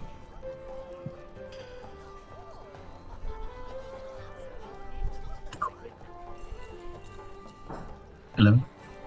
Decoria? Yeah, we can hear you. Anyway, can I admit something to you real quick? Like, Is this out of character or in character? Because you're not there. This is very out of character. The moment you said you wanted to, you're telling all the places you want to send messages. I just have this I just have this image in my head of Decoria picking up Landron like an old telephone, and I don't know, just like twisting his horn nubs in the fashion of one of those old dial-ups where you put the numbers in through the little rotating mechanism. Exactly, and then he starts singing, "Hello, my baby. Hello, my honey. Hello, my ragtime gal." Because my brain's dumb like that. Very, very dumb like that. That's Did everyone die? Wait, what? Everyone, no one say anything. Kiko is a bad wingman. How's that? Let's see if that gets a response. Nothing. I'll fight. I just realized I've been muted this entire time. And there it is. Okay, let's actually take a second to look at the thing. No one's muted. Everyone's showing up as being on here. Yeah, I'm here. I'm just being an idiot. I'm sorry. You think my stupid idea was funny? Yes. All of your stupid ideas are great. Not that they'll work, but they're great. There's a difference between being great and working. Correct. Along the same line as the difference between madness and genius. Hey Landry, can you remind me what the hell your dad's name is? I don't have it written anywhere. And I know we had an interaction with him too, so I'm just... I can't remember if I think we just called him Father. I don't know if he ever gave us his name. Gunther. Uther? Gunther with a G. Oh, Gunther. Gunther. Okay. Yes. Alright, can I add fluff to that? Yes, absolutely. I picked a very German name specifically so you could have fun fluffing it. Alright, so the man. Okay. Alright, so Sir Gunther, even though he's a mage, still knighted. Sir Gunther, the Radiant.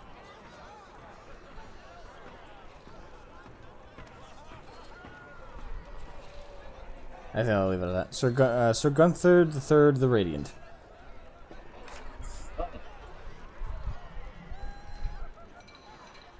The Radiant Sir Gunther the Third.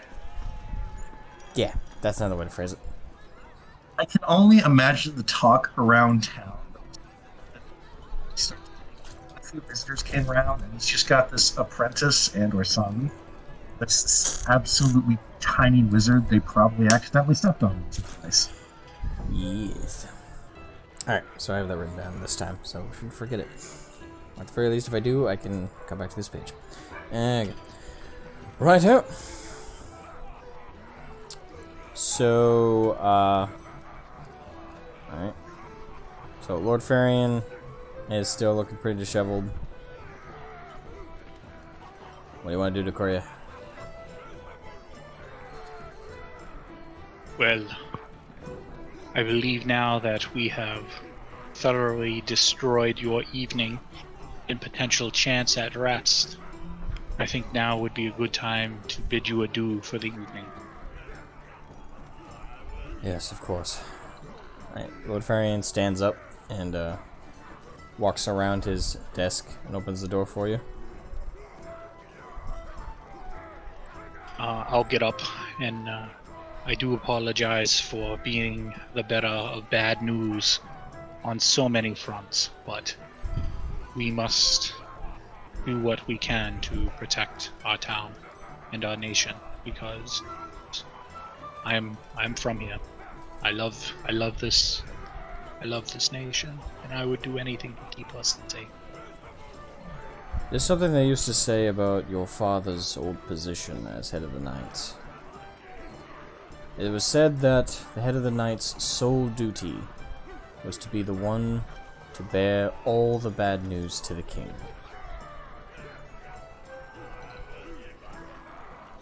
I also believe it at that, if you catch my meaning. Yes, I certainly live up to my father's name. Well, I hope you have the ability to sleep somewhat this evening. Sleep is a rather rare commodity among most of us these days, so have a good night, Lord Ferian. And I go to shake his hand and walk out. Right. He shakes your hand back and bids you a good night. Alright. As you just walk out, a servant who is kind of sitting opposite the door, who is fiddling with a couple strings that seem to be in a knot, notices and stands up. Oh, I've been waiting to see when the meeting would be over. Good Decoria. I am to escort you to your room. Thank you. This way, sir. And I follow. Right. He leads you down the hall and turns a corner, and he brings you to a set of different doors on either side, and he escorts you into a room that's the first in this hallway on your left. Belisarius is the next one on the left. Landrin is the first one on the right, and Kiko is the last one on the right. Right. And as you enter the room, he bows his head and then closes the door as he leaves. Alright, so you are all in your rooms. Kiko's got her adventure in town.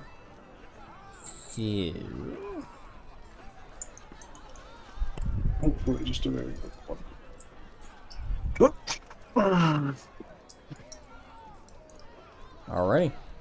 So before we do Kiko's townly adventure, what are all of you doing for the night and then your long rest? I would like to be tending to my equipment, but more importantly, I would like to try and commune between both Roka and Decor to rack their brains on any information other than the vision and memory that Roka has provided to us, to try and just like start pulling the string on ideas on how we can chase down these demons or permanently exorcise them or whatever the case may be. All right. So you want to play that out, or you just want to like have that going on? Just have that going on, and then when it becomes relevant to the story, we could, backfill it. I don't want to chew up everyone's time here. Okay. Alright, so that's going on with you as you're attending your equipment. Bill, you wanted to do something? I only heard part of it earlier. What was it? Yeah, sorry, I was just looking through infusion, so I'm making another homunculus servant, basically the same kind of setup as the previous one. Alright, same stats, or is it slightly different? It's the same stats. It gave me a bunch of like stats, and it's based a lot off of my modifiers. Gotcha. So it's the same stuff. Alright. Let's see. And then...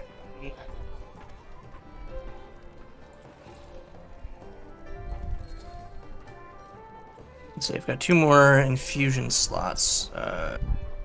The one I was talking about earlier was I can at 6th level now I can create the Boots of the Winding Path, which allow me to basically during like combat, like a creature, I think basically anyone who's wearing the boots can teleport up to 15 feet as a bonus action to an unoccupied space the creature can see. So if I see a space, I can teleport. Gotcha. Damn. So I'm thinking I'm definitely gonna probably try and make those, because that'd be very useful to get out of troublesome engagements. But I need a pair of boots. Alrighty. So I'm either walking around to maybe loot some off of a corpse, or just go find a cobbler. As you're a warforged, if you want to do it this way, we could say it enchants the metal plates of your feet. Okay. I mean, that could have been a part of the armor plating that was put on me with the kobolds, so that may have been more on the feet as well. I mean, yeah, they both work. And technically, your metal feet act as your boots. Okay, and I only have 3 slots. I've already used one with that one, so I'll basically just do that. So I have the Boots of the Winding Path now. Gotcha. And then I'm debating whether or not to use my last slot to infuse the armor that I'm wearing to do Armor of Magical Strength, or save my last slot for something else. That is up to you, my good sir. A little bit of extra boost of strength wouldn't be a bad thing.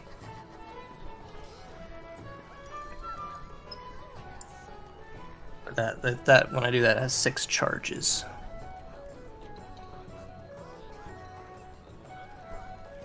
Gains 1d6 expended charge daily at dawn.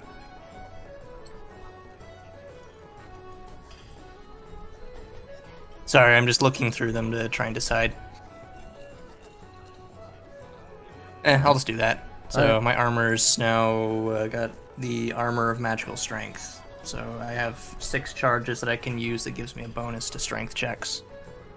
Alright. And basically, if I would be knocked prone, I can use it as a reaction to expend 1 charge and not be knocked prone. I think Bill is getting pretty OP. That's Isn't all of amazing? my... You already have That's my- you already have crazy wisdom saving and intelligent rolls, and now you're giving yourself boosts to your strength. You know, that's using up all of my infusion spells, so...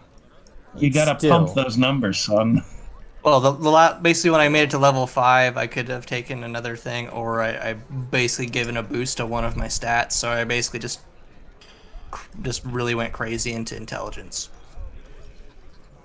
Also, if Kiko levels up one more time, she's going to put another level of fighter, giving her 2 actions a turn. So it's like 3 attacks in total, ability to like dash and hide, and advantage on sneak, which Kiko has a +10 in. I think Belisarius is pretty balanced compared to everyone else. I'm kind of the jack of all trades, kind of middle. Like I'm like playing midfield, I guess. Like I can support at range and do other things.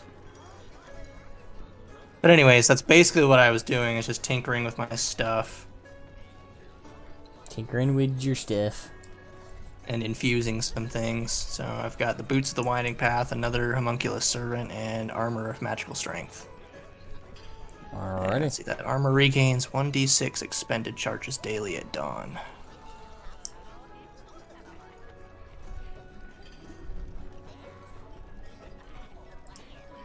Alright. So, I'm sure servants walking back and forth in the halls as they're passing by Belle's room just see the sparks, the spark lights coming from underneath the door, like, it's like, just keep walking, just keep walking. It's the noise, in Monty Python when they're building the giant wooden bunny. It's those noises in the woods. So they just hear random things getting knocked around. A cat screams at one point, and then they hear a amazing. Oh, I love it. Alright. Landrin, what you up to? Landrin is inscribing Chill Touch from the mage's, well, let's admit it here, stolen spell book. Gotcha. And then he is going to sleep very deeply. Actually, hold on a sec. How late and or early in the evening is it? After the meeting with that Lord Farian, Decoria, and Draco went through, that probably lasted about, including the mind trip, that probably all took about 15-30 minutes max. So I'd say it's about 6:30 in the afternoon. Alrighty, so it would take an hour to. I could make a. How long does it take? I think it's like an hour per spell level. I could make a spell scroll of one of my various spells, and including that with the time it would take to get Chill Touch, I'd go to bed about 10:30. Alright. It's also going to cost a gold. Oh dear. Let's see, it's 100% level, so 3. Yeah. Okay, so just to count to make sure that it's not too different the way you rule it. If I remember correctly, it's 100 gold per spell level when you're making scrolls. But it's but gold is a 10th or 10 times more valuable here, so it would be Silver. A 10 gold piece. Oh, silver. Mm. So it would be so 300 silver. So 3 gold or 300 silver. Alrighty, so in total. Alrighty, so Landrin will make a scroll of sending. A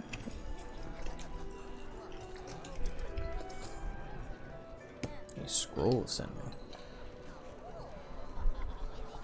Then he'll go to bed exhausted. Alrighty. That's all jotted down for me. Alright. So, That leads us to Kiko's Misadventures. Kiko's Misadventures in Town. First episode today at 5 o'clock. Alright, so Kiko, you slipped out of the castle grounds and are now walking into the city. Alright, so the first thing you notice about the city of Basilisk Den is that it's mostly a marketplace. It seems like every business has a fairly 3 to 4 story building, so there's a lot of really tall buildings in the city. And it seems like each business, like whether it's a blacksmith, whether it's a inn, or whether it's this, that, the other, has a small apartment-esque vibe to it above it. So, as though the city is smaller significantly than Northolm, it appears to have a similar population. And there is a lot of tieflings. Like, for every 2 humans, there's about 3 tieflings.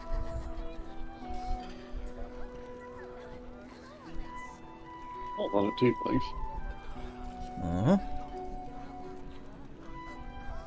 Whereas Kiko's Northolm kind of was like a 50-50 pop, this is like a little bit more slanted towards tieflings. Corey doesn't have much more pull than he already does.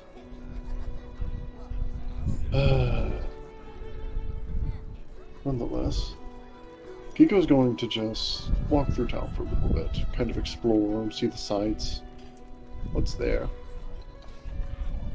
Alrighty. Just stroll. See if any particular business stands out to her or not. Maybe if there's like a town square or something as well. So as you walk through the town, you do actually come up to what appears to be a town square. There's a fairly sized fountain in the center that's just spewing normal water. It's just a standard ornate fountain.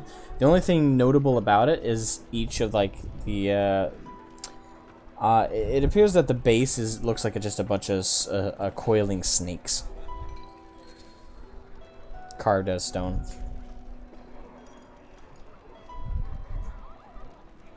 If you're looking for something specifically, you can roll. Kiko's just looking around right now. Alright. He's gonna pull out a copper piece and toss it into the fountain. Alright. You pull out a copper piece and toss it in the fountain. Just flick it really quickly. As it flies through the air, lands in the water. That's not a common practice around these parts.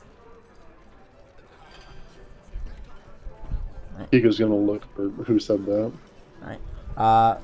You turn about 45 degrees or so away from the fountain, and you recognize a certain tiefling from Northolm who gave you some valuable information. I was wondering when I would see you again. Oh, I get around from time to time. I see you fluffed up your feathers. You've been very busy, haven't you? Very stressed recently. I bet. And she she lifts up her hand. She's holding a Granny Smith green apple. Apple? Sure. Kiko will take it and just crunch into it.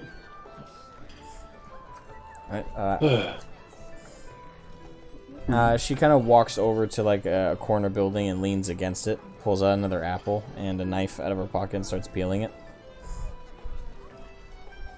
Cool. What brings you to the Basilisk Den? Oh, same feathery friend I'm talking to. I didn't know it was that popular around here already. Only to the people who know where to look and who to look for.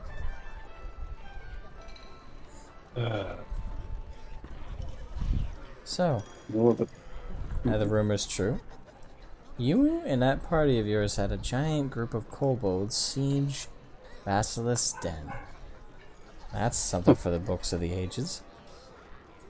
Did you not see it? No, The entire no. front. I only just got here. What? My little snakes in the grass, if you'll pardon the pun, got to see a good chunk of it. They give me plenty of details indeed. Well, we're not talking literal snakes now, are we? Nope.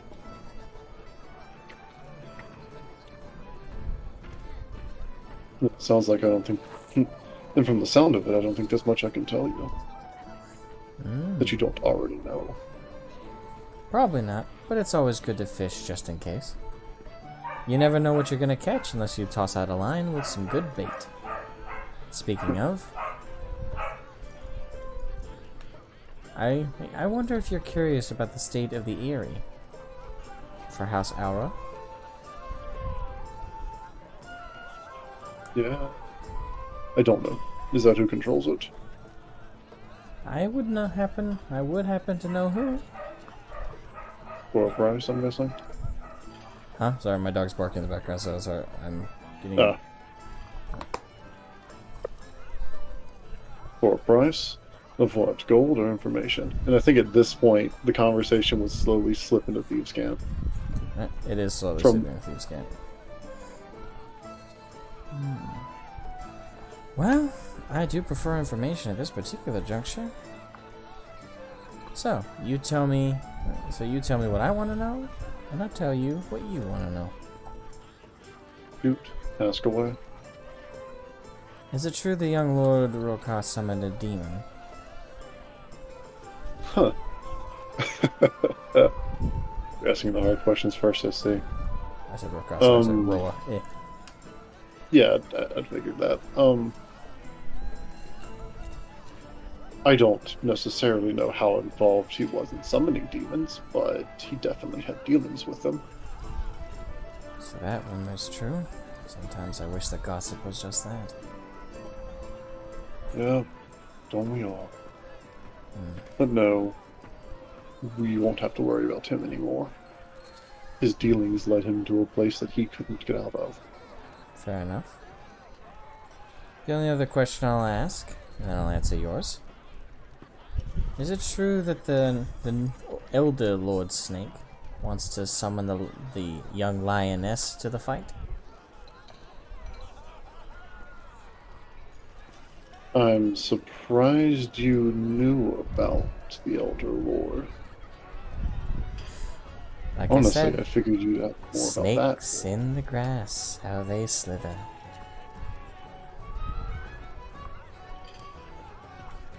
Well, now you just got... Well, now you just gave me another question.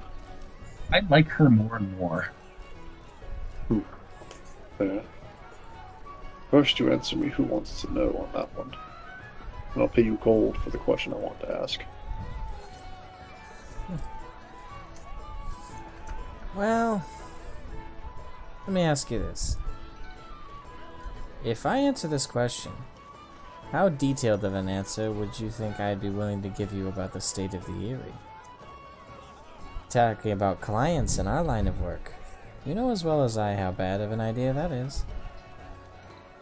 Oh, I know. We have to keep everyone's head in the game. You see, I'm just like any merchant in this square. I have produce, I have product, and sometimes I'm out of stock. It's at times like that that I really need loyal customers. And if they hear I blabbed about, exactly sharing around the very product I peddle, I could get in deep, deep trouble down the road, especially without their aid. So, I'll ask again.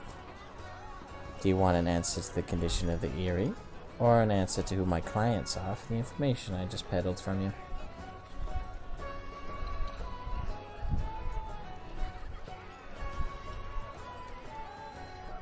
I think I probably already know that answer, but I'm going to ask for the clients anyway. Right now, it's more important to know who our agents are. Well, right now I have two people inquiring through others who know of me about the inclusion of the young lioness into the fight and to the condition of the demon summoning. That would be Lord Aura. Sniveling weasel like he is. I would like to joke that he was born for our profession, but to be truthful, the man is only good at stealth. That is, hiding. The man is absolutely dreadful about actual true rogue's work. He doesn't have the stomach for the proper assassination jobs, I sure as hell don't believe he has the heart in him to steal anything really worth it. Basically, he's an amateur at best, with a natural talent for sneaking. But, through a friend of his, who knows of me, he's trying to acquire this information. For what purpose, for who, I don't ask these things. After all, why do I need to know that specifically? Especially when I can easily deduce it. And the other one? The other client, I'm afraid, is one you could probably easily guess, but if you actually want it spelled out for you, the Khan. A couple of his agents approached me the other day. I'm surprised they knew of my position at the time. I thought they were there to kill me. I lucked out. Khan seems not to know why I'm talking to you, nor does he seem to care. If he does, anyway. Nevertheless, his agents wanted to know this information as well.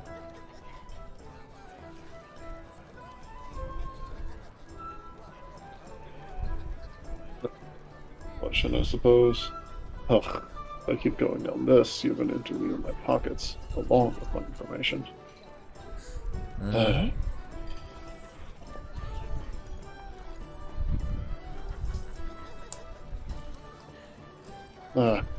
Forget about the Airy. That's now gonna cost you coin. No, I think I...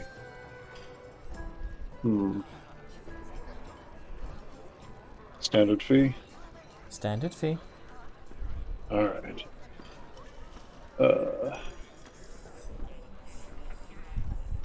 Damn.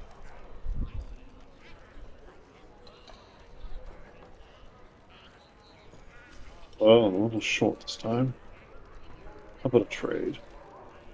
What do you have to trade? Magistone. Pure cut. From what I've heard, it's middling quality. You can pull up the barrel and pop it open, just kind of so she can see. So she eyeballs it quickly. Give me half what's in that barrel and the information's yours. That's fine by me. Sounds like a deal. Pico's going to, like, pull another bag, pour, like, half the Magistone in there, and just, like, split it between the bags. Right. As soon as you hand it to her, she says, obviously all this is still in Thieves' Cant. The Eyrie is being held by Lady Aura. Her brother and his loyalists are planning on taking it. However, as far as I know, I don't know exactly where they are. They're not in Northholm. My direct friends would be able to tell me that. So they're not there, and they're not at the Eyrie yet. So they're either en route there, or they're hiding out somewhere along route. But as it stands, Lady Aura controls it, and from what I hear, she's staunchly against her brother's actions. In fact, despite my own understanding of her relationship with him, she seems to want him dead. Huh. Yes. Funnily enough, we were asking those questions earlier. Got our answers too. Right. Not as detailed as that, but that works too. Well, and she steps forward and she kind of throws the small sack of Magistone into her sleeve. Well, I always liked a good skinned apple. And she bites into it. Also, to answer your question. Oh. I'll say, also to answer your question.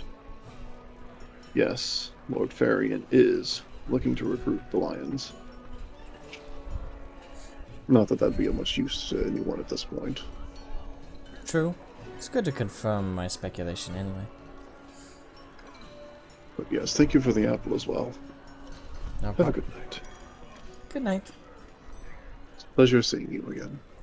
You as well? And she walks around the corner.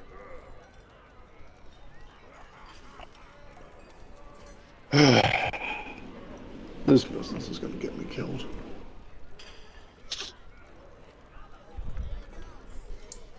I want to meet this character in character so badly, but it's not going to happen. But I want it.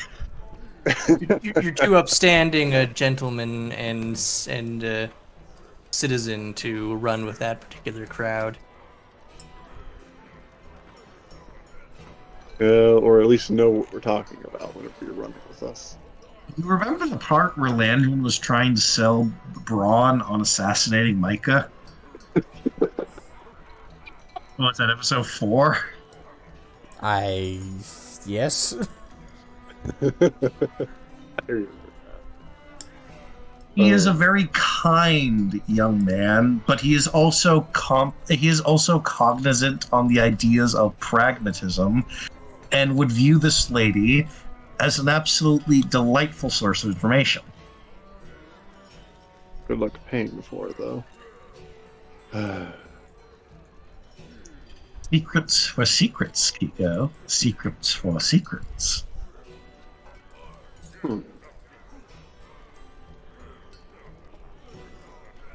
Alrighty. So Kiko, what you want to do now? There is a small little detail with Kiko actually having gold left over from this interaction. So, Kiko's going to find herself a nice little, probably, stand that's hopefully open still. And buy herself, like, about 3 bottles of spice wine.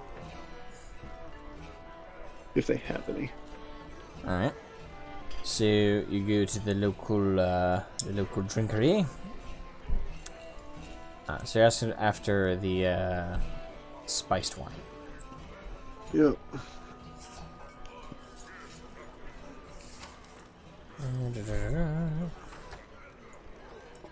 Who's gonna relax self tonight? Keep out of all this noble stuff until in the morning. Alrighty. Because this is... The bartender nods that they do. They have an abundance. Costs 5 silver. A bottle? Not bad. Ugh. Kiko will buy 3 bottles, and... well, just enjoy yourself for the night. Alright. It's time to relax.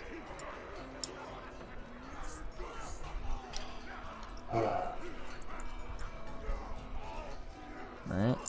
So, you are still getting your long rest just at a pub as opposed to at the castle. Okay.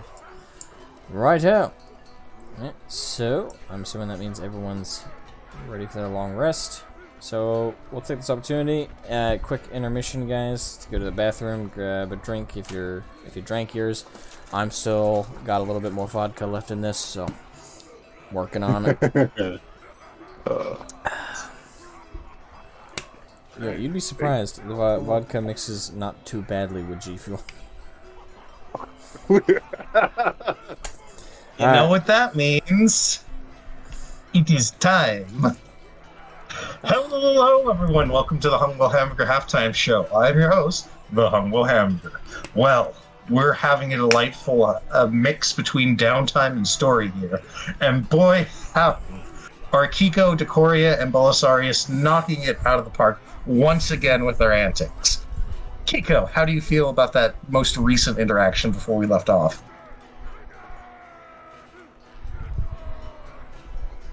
Everyone left, didn't they? I have no one to play off of. I'm here. I'm here. Decoria, how do you feel about your performance in your first big political negotiation as a prospective member of the council? He also went to the bathroom. He just said he was here. I did, and so did I did. Belisarius. No, it was... Oh, I misheard the voices entirely. Apparently. Well, someone's going to tell me their feelings on something. By Jove. Okay. Like I said, I'm here, and so is Belisarius.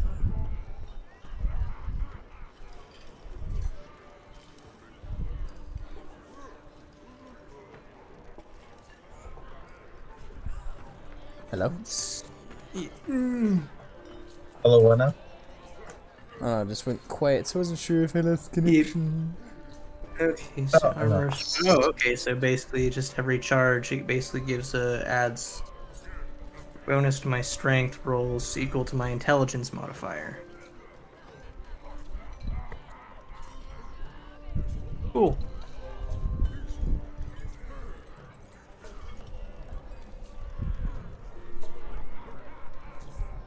So, side note, I'm actually two-timing here. I'm in a play-by-post campaign for Black Crusade, and we killed a Rackhole Alpha.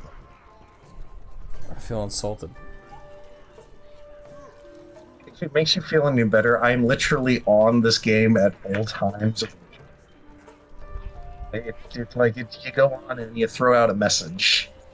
And so I was like, okay, that's my turn. I'm gonna wait a fucking 3 days for this other slow asshole to do something. But everyone was active for once, and we killed a very, very, very scary murder lizard. Murder lizards, they're always fun to kill. Do you know what a rackhole is? I know what it is in Star Wars. Oh no! It's way scarier. Probably. The basic summary is, in terms of actual Imperial history, they only met them like 100 or 200 years ago in the Black Stars, I think. But to make a very long story short, it's considered suicide to enter their territory without a Crusade level force. Sounds about right. So, yep. No one's ever actually fought them and stayed sane. Sounds like fighting my ex. Yeah. What few survivors they have been are just traumatized guardsmen, and usually you don't get ships that survive encountering them. Usually the most information the Imperium gets out of them is when scouting ships encounter rogue traders, wrecks, and abandoned ghost ships, and they just kind of disseminate the information and the logs from the crazy foolhardy bastards who thought they could go in there on punitive expeditions and then were murder fucked. Chukari style. No. Well, that sounds less boring. That sounds more boring. Tentacle monster style? Yeah. Imagine Tyranids, but lizards, and they have no need for your biomass. In fact, they will happily irradiate planets in that they're going to set up bases on. Their motives are very unknown for the most part to the wider Imperium. All anyone knows is their alphas can fuck up Terminators, and that's Terminators plural. Nice. And with my depressed old ass Iron Warrior, the other dude's Psyker, the other player's Iron Warrior heavy weapon specialist, and fucking Minotaur close quarters specialist with the jump pack. Basically, well, we took him to beat down Boulevard. He thought he could sneak in and basically yoink my Psyker because he needed it for some ritual stuff to call in reinforcements, and it didn't go well. It didn't go well at all. We shot him repeatedly. We stabbed him repeatedly. Like, he shows up like fucking General Grievous from the original 2003 introduction of the character, and we just tore into him the whole time, and he was not taking it lying down. But when a heavy bolter gets like 8 shots off at a dude, it racks up quickly. Definitely. Any comments on the stream?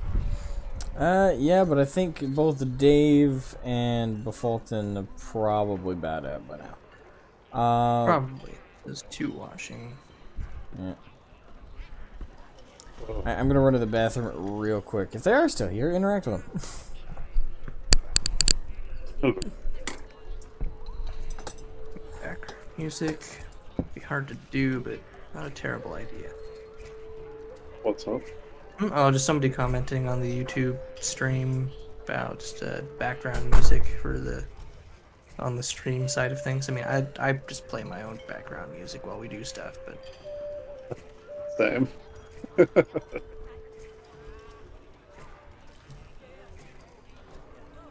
usually Legend of Zelda soundtrack stuff.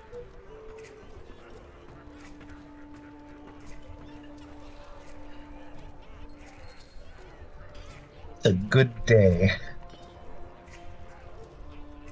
Personally speaking, I'd say we try and convince the Lions to divert at least 100, maybe 200 men to swiftly move to the Owlry to, try and make sure that there's a strong enough defensive garrison to throw a big old wrench into any plans of seizing it, because, even if it's not that big a force in comparison to the rest of the kingdom, it's still 100 very motivated knights in an excellent defensive position. So, yeah, Hiko still needs to tell everyone about the Aerie.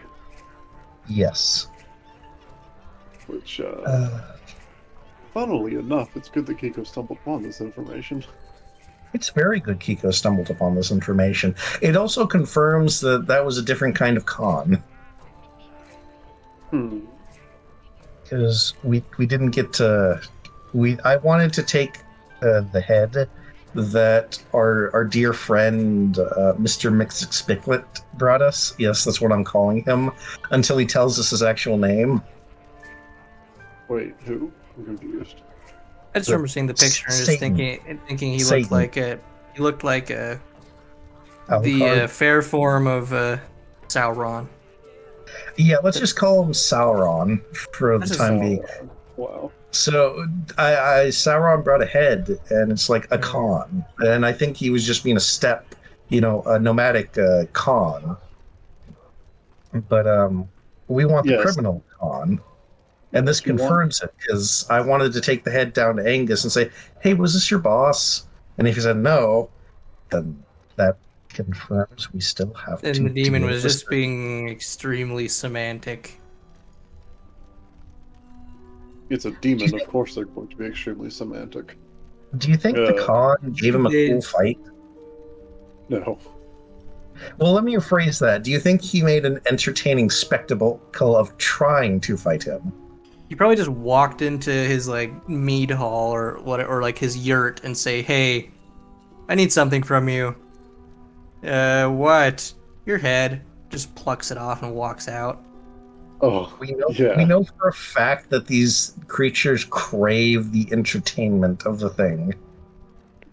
Remember, he could have taken Rokan then and there, but he didn't. I think that's entertaining. That's entertaining and funny. Just kind of just casually walking in and just taking it.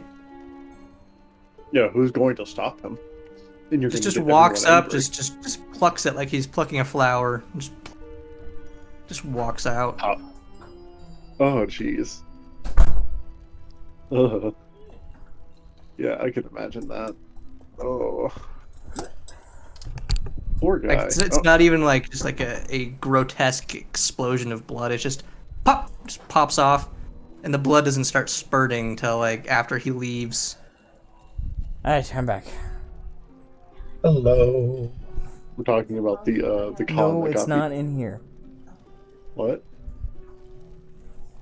My sister lost her Christmas gift. Oh.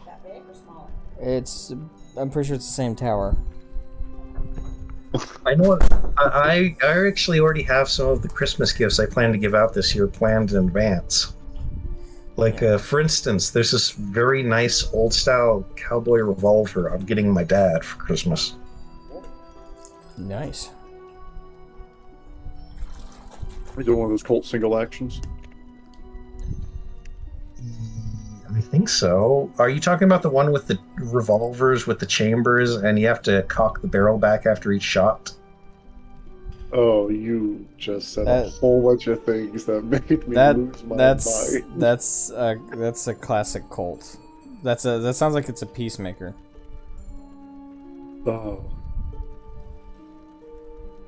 Because I mean- my dad has the same style Colt that you just described, and that's almost an antique. Yep. Yeah, the old Colt single action armies. Yeah, he Or- loves he loves those sort of things. Yeah, they Yeah. still work. They still work a treat, but most of them are 22s.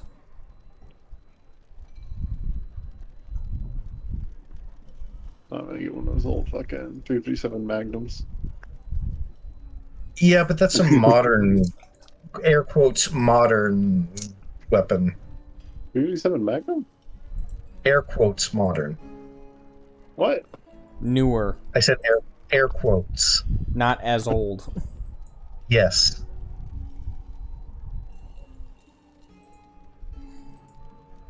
All right. So is everybody back? Yep. All right, Corey's back. Landron's here. Belstarius, I heard you earlier. Yep. Thank you. All right. All right. So we're all back from intermission. Ready. All right. So after you guys all go to sleep in your individual locations, about 8 or so hours passes. It's just about 6 a.m., almost 7 a.m., and you all wake up in your individual areas. In the case of Kiko, you wake up in the bar, half drunk in the corner, with 3 other people also drunk in the bar with you, all splayed about the floor. It's good, y'all. Oh, fuck. My head. Gotta get back to the game. Andale. Yep. Mm-hmm. We go on our way back. Oh, why does that have to be sunny? Oh. The hangover time. Disadvantage rolls all around.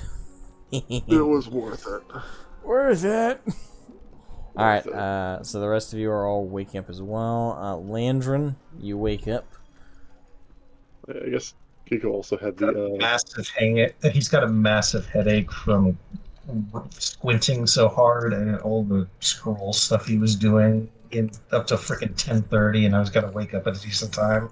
One has an alcohol-induced hangover. The other one has hard work-induced hangover. And unlike like you Kiko. inferior meatbags, I don't get those.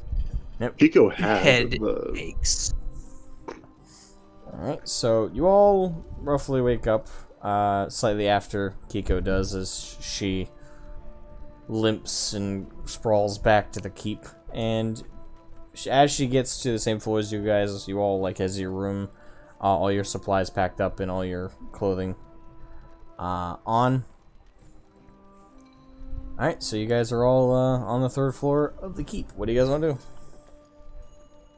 Kiko's gonna keep at least one of those spice wine bottles, by the way. Okay. She didn't drink all of it. Just 2. Just 2 of them. Just 2 bottles. Still enough for a hangover. Let's see, for me, I was probably up at, cause I think for me, sleeping, quote unquote, like what I do, it's like 6 hours, I think. So I'm out in the courtyard, just test running my new little drone buddy. Alright. Just having it fly around and just do stuff just to make sure it works. Oh, why is that thing so loud? Mm-mm. If you only slept 6 hours, then you saw what I'm setting up. Not happen, but you saw it. Alright, so because you woke up before everybody else, Bastardus, you went out to the courtyard. While you were in the courtyard testing the drone, you noticed a small ruckus of the keep's serpent knights, kind of all stand at attention as a newcomer arrived at the gates and walked in, escorted by several very big and heavily plate armored knights, all with red cloaks. But they were too far away for you to see anything too in depth. The only other thing you noted is the crimson red hair, like we're talking blood red hair. Not ginger, blood, like red. Red hair of the heavily armored woman that led them into the castle. That all happened slightly before everyone else woke up. Neat. So we've got envoys of someone. See, do I recognize any sigils and/or colors? Roll me investigation. It's either investigation or history, wouldn't it? Or... I'd say investigation, considering you were at a distance, and it's more about like what you could make out. So wouldn't there be Cool. perception? Yeah, that's fair. Perception. Perception. So let's see. I might have made the roll worse. I'm sorry. Let's see. +3, 16. At 16. You were easily able to make out that you remember that you remembered that the Lord Lionel Rollo had the same red color as the large knights and their capes for his like actual official robes and cloak at the capital. And you also were able to make out like a steel lion like pendant which held up like their cloaks over them. That brooch thing. So you saw a large like lion steel thing like that on them. Safely assume it's probably the envoys from the what do we call it? Was the Lion's Keep or was the Lion's Den or Lion's Keep. Lion's Keep? That's what it was. So it's the envoys from the Lion's Keep. So let's see. That's Seeing probably that, Rollo's... That's probably Rollo's daughter.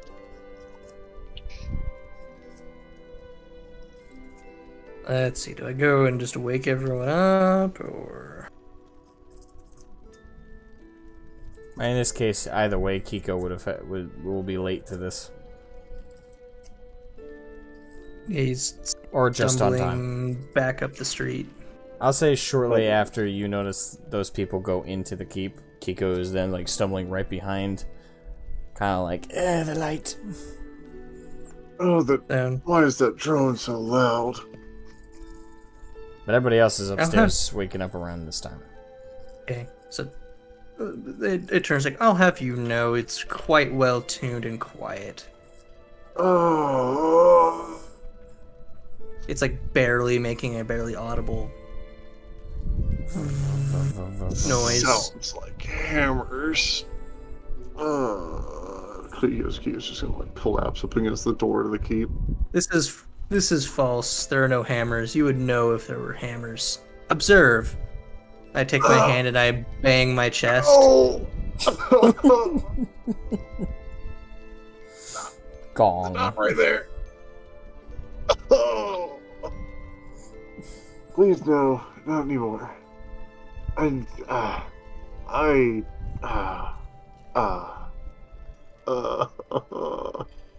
take it you were imbibing in I'm imbibing those pain right now. those intentional poison drinks that you organics seem to enjoy so much. Listen, you gotta have a good time somehow. Listen, don't judge me.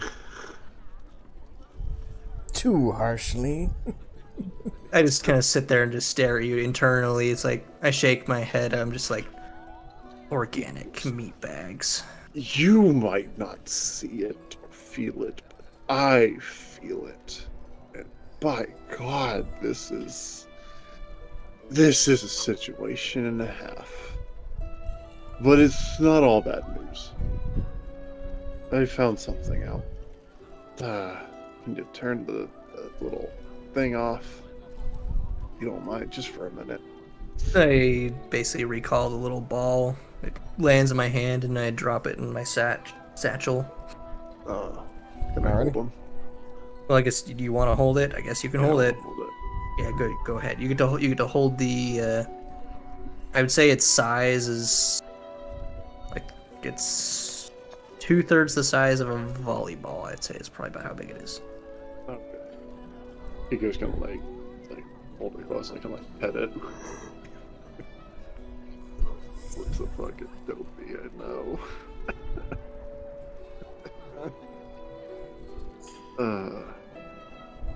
found out something about the Eyrie, by the way. And we should probably find the others because the envoys from the Lion are already here. So we should probably get everyone together. You can tell us on the way. Was that them? The big guys in the armor? Yes, the very loud clanking armor. Yeah, don't worry. Yeah, I heard it. I definitely heard it.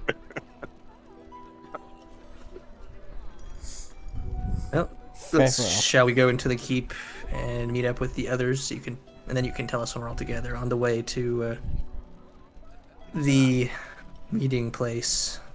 Yeah. You don't push yourself up off the wall. Lead the way.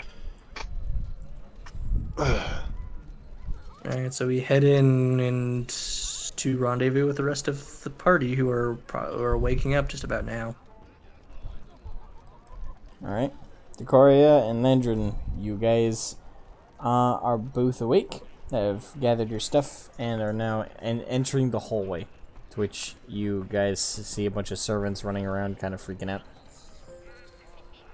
Morning. Morning, Decoria. Good morning. The conversation that we had last evening between myself, Roka, your brother, Lord Ferian, revolved around demons. I would like to make a request to you that you reach out to your father, who, if I am not mistaken, is a very powerful wizard.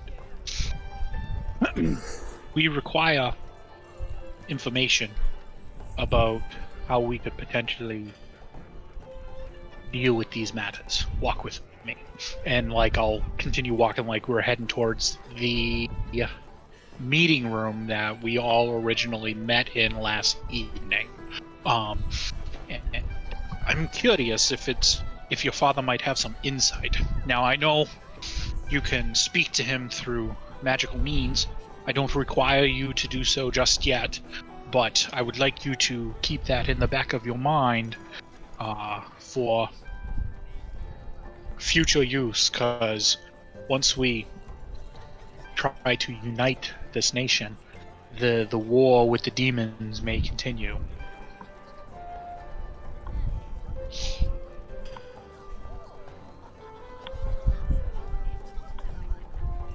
Well, is this the only message you'd like me to send, or would you like me to send any others? For now, that would probably be the best. However, we should wait until we're with everyone. I would like to speak with Miss Novary about this, as she is from the deep dark. She may have some additional information as well. And I have been communing with Roka in my ancestral line on trying to find us a little bit of extra information. And so far, nothing great has turned up. But I know as we move through my lineage, there might be more people that have answers.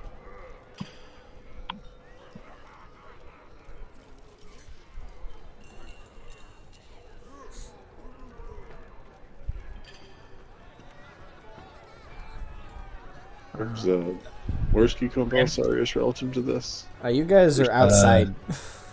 Oh, okay. So we're still outside. Okay. We're in the courtyard. I'll say you guys are at a similar pace are walking into the keep and making your way to the meeting room. Gotcha. You're gonna arrive later than Landrin and Decoria, because they're on the same floor.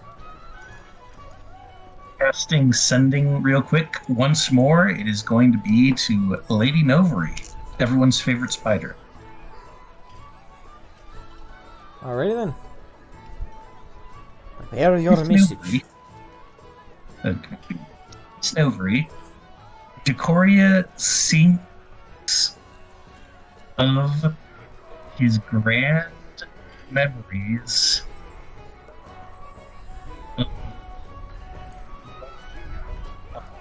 Can't hear what you're saying. Yeah, I lost you.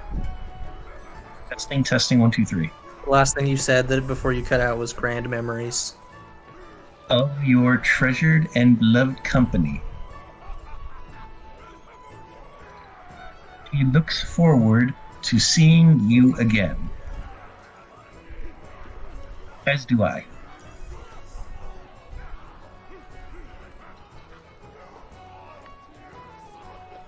Right. Is that the full message? That is the full 25 words. Just squeezed it in there. Alright. So you send it, and a few moments pass, and you receive her message back. Tell Decoria I miss him very dearly and wish to have him in my arms again. Nova misses you too. Much love. We will continue to fight. Landrin will relay this message word for word. I appreciate you very much, my friend. The lack of ability for me to communicate over long distances is becoming a burden, but with your help, I am able to have a open line of communication with those that I care for and those that you care for. And again, I thank you very much for passing along those words, and thank you. But now is not the time to be dwelling on such feelings. Let us make haste. Alright. And that began the Three Stooges running sound effects. Alright, so you and so all of you are all kind of converging on the same location. However, we'll play this out first, since both Belastarius and Kiko have stairs to climb, so they're a bit more ways away. But in the case of Decoria and Landrin, you guys begin to approach the meeting room when you hear very loud and aggressive voices. What? We should probably go in. Alright. Okay, so you guys rush a little bit more forward, and as you guys reach for the door, you hear a very loud impact and what sounds like the crunching and crackling of stone.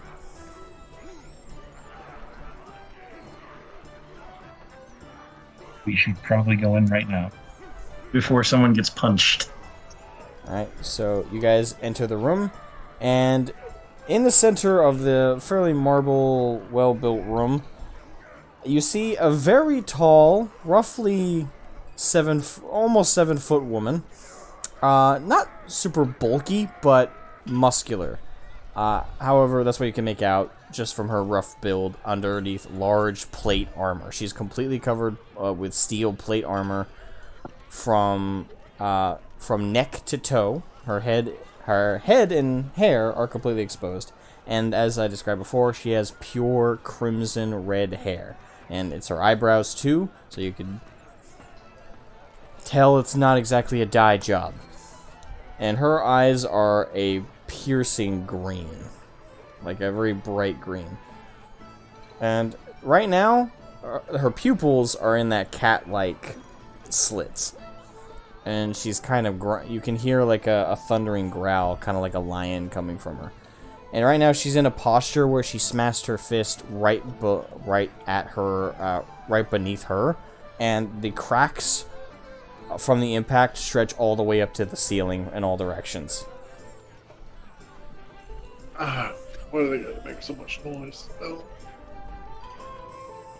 And Lord Farian is calmly standing with his arms folded, looking directly at her. They are staring very intently at one another.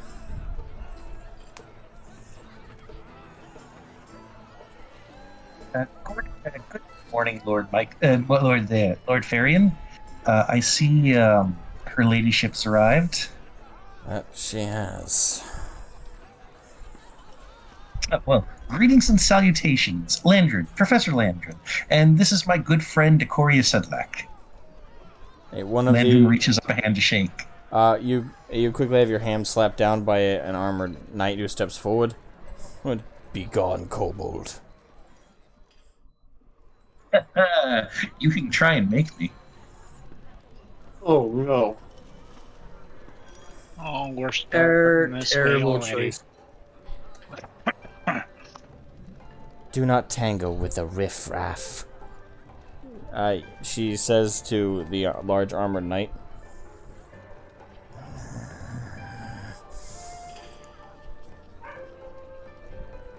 My father is dead.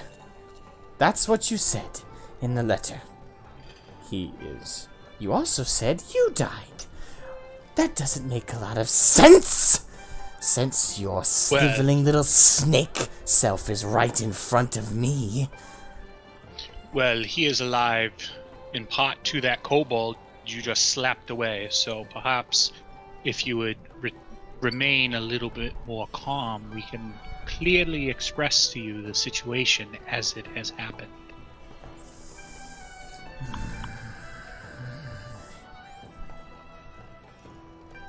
Who's the tiefling? The son of Sedlak, former knight captain. That one, huh? Yes, that one. His martial prowess is respected amongst me and my lion god. For that alone, you earn at least my acknowledgement. Thank you, good lord. And I do a graceful bow. Now, I do not wish to interfere too heavily in matters that are beyond my station. However, we have been deeply entrenched in the matters at hand, so we provide a unique outlook as to the events as they have unfolded. If you wish, we can speak of these, and I can provide you a rundown of what has happened as of late.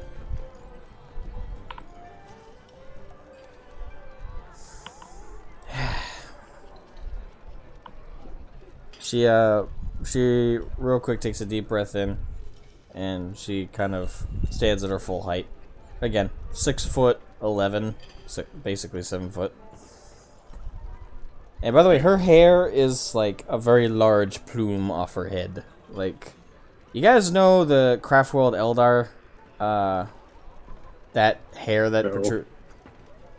Yes. Oh no. Okay. Does anyone else just happen to have a reference image for the sake of Kiko on this one?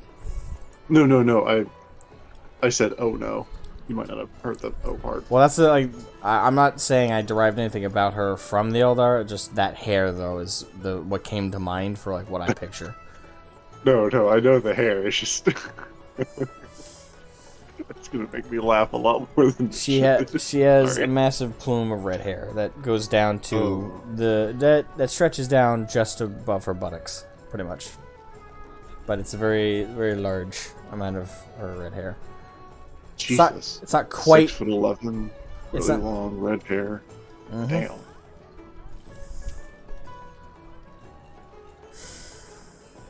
If I was only playing a human character.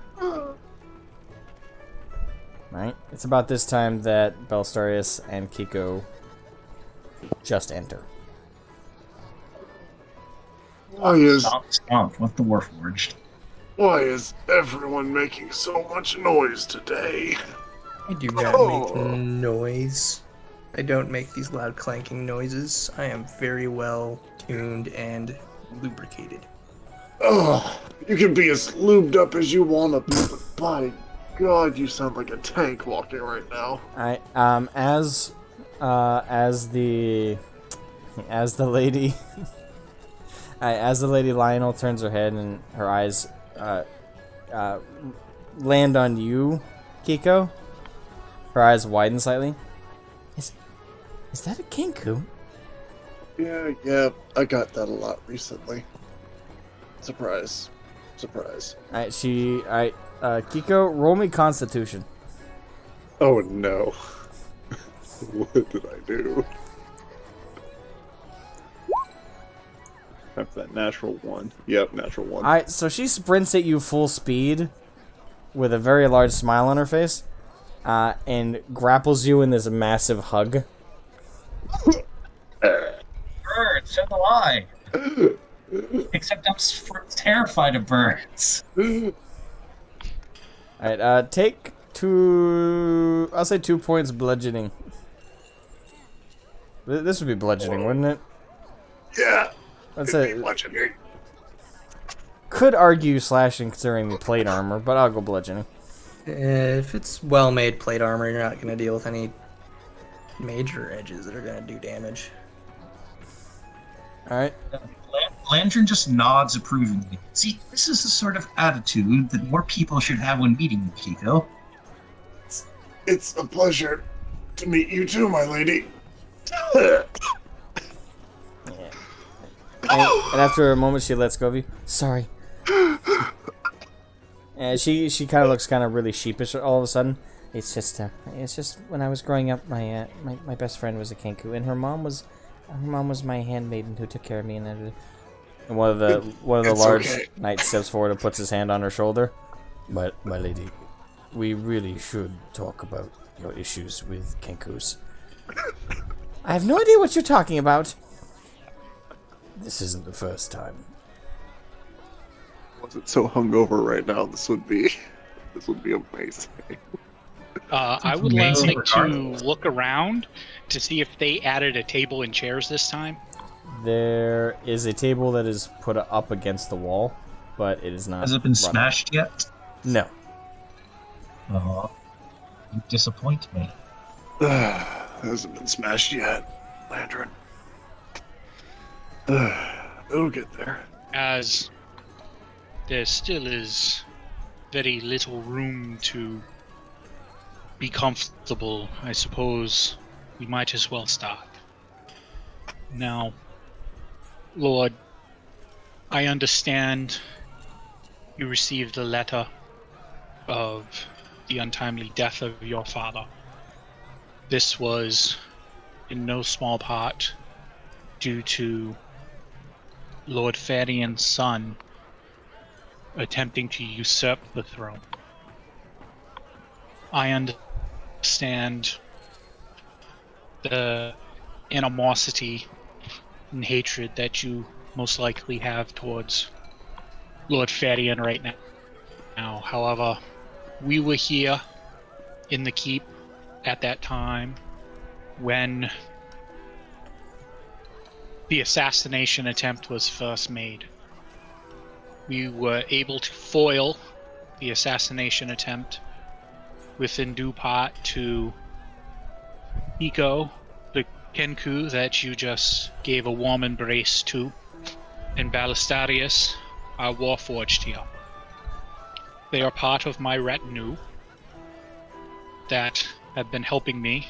We originally started in Ursine Village and have made our way north, helping both Lady Ruga and Senior Lord Farian.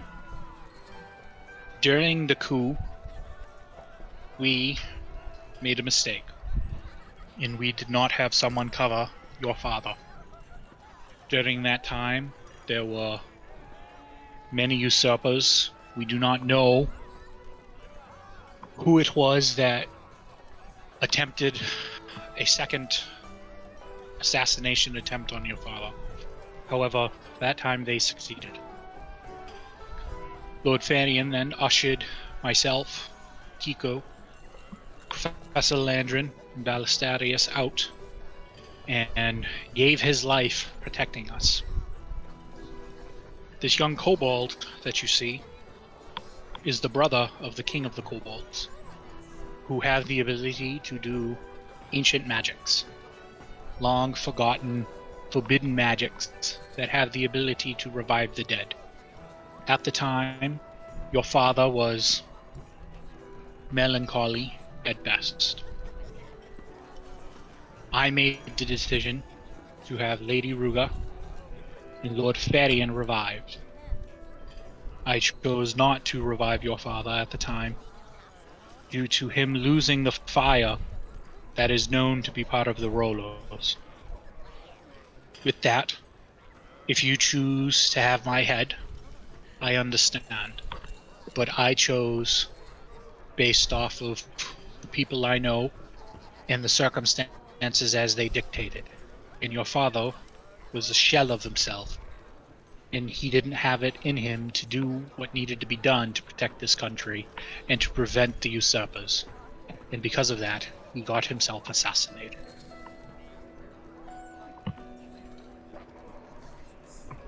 This is already too heavy for the morning. So she kind of walks flat-faced up to you, Decoria. She's now, like, right in front of you, probably about a foot away. Oh, in terms of forward distance. For adding height, a bit more than that. I stand my ground and as I look up to her as I'm talking. She has this very large smile up here, and she pats you on the shoulder. Really hard, like, for you, really hard, but you could probably tell that this is her trying to be delicate. But you all of you in the room hear just this smack as she makes impact. You are a bold one to speak with such boldness. I appreciate your words. My father has been suffering from his own mind's trickery for a long time. I am very saddened to hear of his death. But I was not taught to mourn my losses, but to celebrate that they lived. This is thus the tradition of my family.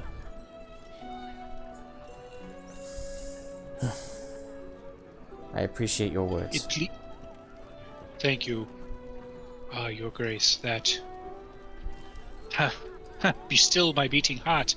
I was fearful for my own well-being, but it had to be said, and I appreciate your understanding of the situation.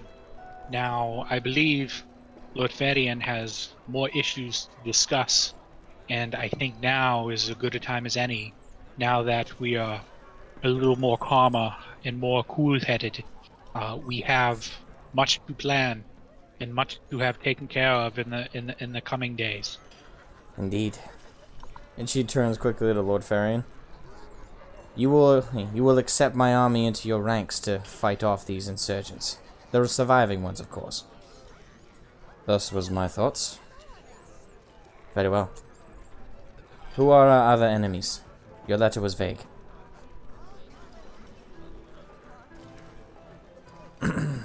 Well, but before we speak, I believe it is ceremonial that I return the ring. As my betrothed is now dead. And she steps forward and she takes off her metal gauntlet and then pulls off a fairly decently bejeweled ring and gives it to Lord Ferian. Though he was scum, I honor my former fiancé's loss. I honor the man he should have been, and I do not disgrace you for your failure to raise him right. Thank you, my lady. It appears our families will not be united after all. Perhaps not by relation, but by our combined losses. We find our friendship strengthened. As representative of the lions, we happily serve side by side with the snakes, as always. Thank you. Now, on to our enemy. Well, I must stress you to hear me out before you take any too hostile reactions. The Auras. The Auras? My lady, calm yourself. Only half of them. Only half of them. Only half? I think there's half. How many are there? It means that not all of them were participants in the coup. We have confirmed that Lady Aura is displeased. At the very least, she has confirmed she is on our side. How so? We were able to send her a message with the old code. I don't know if your father ever taught it to you. And he repeats the line like the wolves cometh and such. I know of the old poems. There's 3. Yes, and it's also an old code that Wulfric himself came up with. It was a code of honor, of course, on how you responded. But Lady Ara has never been known to lie. She has been one of the most stalwart and, I should say, honorable members of the Council of Geist. I believe her when she responded with that the eagle stands by the wolf. In this case, by the snake. Yes, though that's not the poem.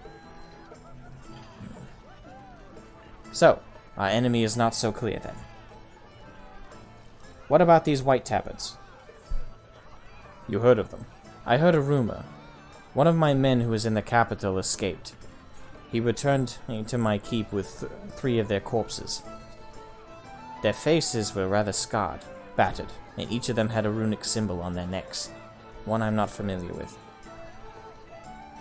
Runic symbols? Yes. I bet I know the kind. Did they light up green? I think that's their color. They lit up a green hue, yes. Yeah, don't talk around them. Their bodies were burnt. Oh, well. Maybe those... I don't know how... if it's the ones... If it's the green-hued runes that I'm thinking of, they listen in. Then maybe see, but I think they only listen. I see. But I don't know about undead bodies. They're not undead. Simply dead. No, that's what I... yeah, that. Ow. And she kind of starts to like walk towards you again. Kiko kind of like reaching her hands out like she wants to like pet you or cuddle you. You know, and 2 of her guards just kind of slide in and put one hand on her, put one hand on either side of her shoulders, and she just looks disappointed. Sorry, I just have a hangover right now. Listen, I'm certain we'll be able to have plenty of time after all this to get to know each other. Of course. She looks kind of hopeful.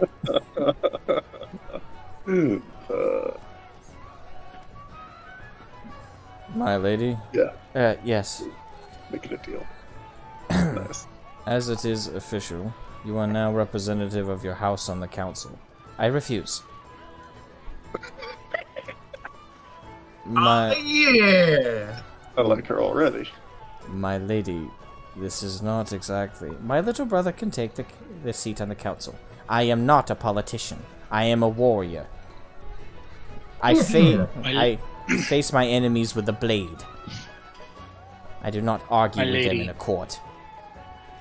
I understand that this level of power is apprehensive, and a warrior's nature is to be on the battlefield. However, some of the very best politicians that are known are ones that did not want the job. I would urge you to reconsider Lord Farian's offer. Not for your own purposes, but for the purposes of stability within the region and stability of our country. You are very powerful, and you are well respected among all nobility. To simply pass because you would prefer to be on the battlefield is a decision that you should not take lightly. I would just like to say that I understand where you are coming from. I very much would like to be on the battlefield myself, and I will be, regardless of title or anything else. And there are ways to circumvent these issues, however. That is just my mere humble opinion. It's at this moment you all kind of hear a kind of like a quieter, more feeble voice. Actually, I don't mind representing our house on the council. And from the group of like 4 of the heavily armored, big, bulky knights, which, by the way, for size comparison, each of them at their max height come to her shoulders. But they're all bulkier than she is. They all kind of break apart, and in the center of the 4 of them is a 5'3", 5'2", roughly. What appears to be slightly... physically looks to be about... You would say about 18 at the oldest. But very much shorter. And he actually looks like a really young Rollo. Like, as you guys saw him before. More brownish hair with a blonde tips. More of that reserved, kind of deep yellow eyes. Basically, Rollo Jr. But I'll tell you what, Landrin is... 5'3". Oh no. Not in armor, by the way. Is... He's in just noble robes. Lantern is real excited to meet someone around his age for once, but on the other hand feels he wants to keep this professional. The young lad steps forward. Hello everyone. Lord Farian. I don't believe you remember me, sir. What? I apologize, lad. It has been a long time since I went to your keep. Are you perhaps Regulus? No, I'm sorry, my lord, but that's my older brother. The one that passed 2 moons ago. Yes, I'm sorry. It's quite alright, my lord. I'm Romulus. It's good to meet you again. Romulus? You've grown quite a bit, lad. You wish to represent your house on the council? I would, sir. You do realize that would technically give you more authority than your sister. And to this point, the lady stomps her foot. Of course he deserves it! And she walks over and picks him up and picks him up abruptly and puts him on one of her shoulders. He is a statesman, a true leader. One worthy of a seat on the council. Sister, can you please put me down? Why? This is embarrassing. And she looks totally, like, confused and oblivious.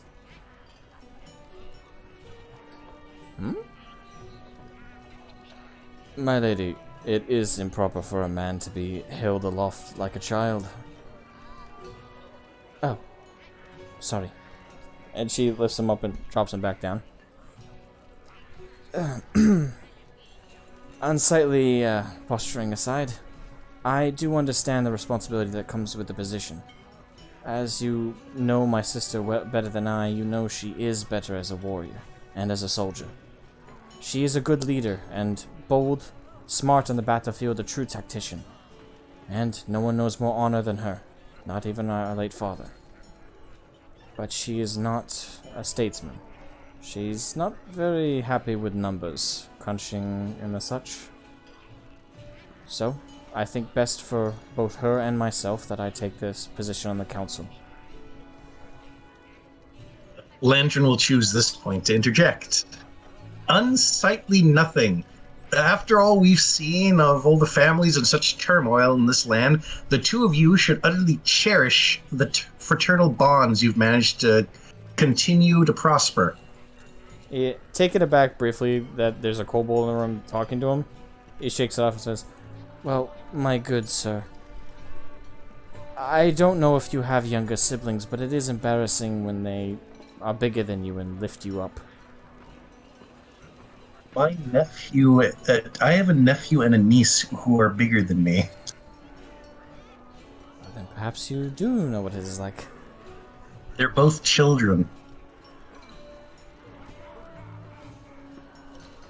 And he kind of... I've been terribly rude. Landry, Professor Landry, a pleasure. Pleasure to meet you as well. And he bends down slightly to shake your hand. Oh, hell yeah, shakes get. It's not a firm one whatsoever, but Landrin is obviously trying to make it firm. Right. All of a sudden, Landrin, you get picked up by the scruff of your cloak. This time by the by the Lady Lionel as well. I've only seen kobolds a few times. They most of the time run whenever I'm in the area. And she now Well, she quickly hops you up and then catches you like a baby on either side with her arms holding you outward. And she's now looking you up and down. And then she has like this big grin on her face, like. And then she turns to her brother. Can I keep him? No. And she kind of. Landron's just rubbing his chin. If I did take off weekends to go see brother, position as an aide. Would this be an adjutant position or more battle mage work? Emotional support. I'm actually kind of good at that. And Lord Farian kind of tiptoes over to Decoria and whispers, "For context, since you might want to know, Lady Nita is... well, she's only 15. The thought had crossed my mind that she felt far too young, but this puts it into more perspective. I believe having her on the battlefield would probably be far more beneficial to everyone else. Significantly. She was a child prodigy. At 5 years old, she was already the height of her father and could arm wrestle him. With that in mind, I think it would be best to mention the demons now to potentially rally the troops, as one would say. I believe if we could put an indomitable force in front of her after we finish up these issues here at home, we can have a very powerful ally in our future wars and battles to come. While we're whispering conspiratorially, has Kiko mentioned that Lady Aura holds the metaphorical roost? Not yet. I was actually waiting for a chance to talk about that. You should probably take the chance right now. Yeah, Decoria. Last night I came across some information that might be, oh god, useful to us. And what might that be? Well, in my really brief endeavor into the city, I have discovered that somewhere along the lines, the Khan has interest in this little engagement. But, on another note, I have also discovered that Lady Aura is currently in control of the area, and that the Lord Aura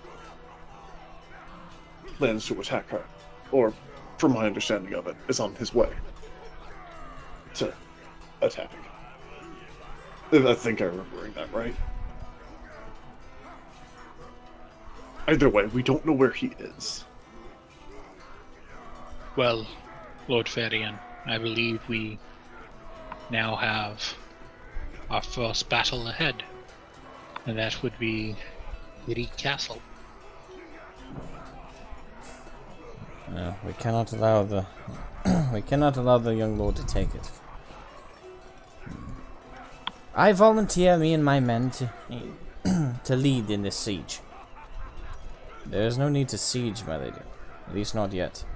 Assuming the area is not to be taken before we arrive, we can help Lady Aura hold her lines and hopefully turn whatever forces Lord Aura has snaked, pardon the pun, to his side. Very well. I am yours to command. Would it not be, and this is when the younger Lionel Lord Sussword, would it, as Speaker of our house, sister, I do recommend that a token force go to aid the resistance in the capital. At least to prevent the resistance from being, well, subjugated by these white tablets. I think that'd be the most useful outlet from our forces, considering our lower numbers, but our efficiency in battle.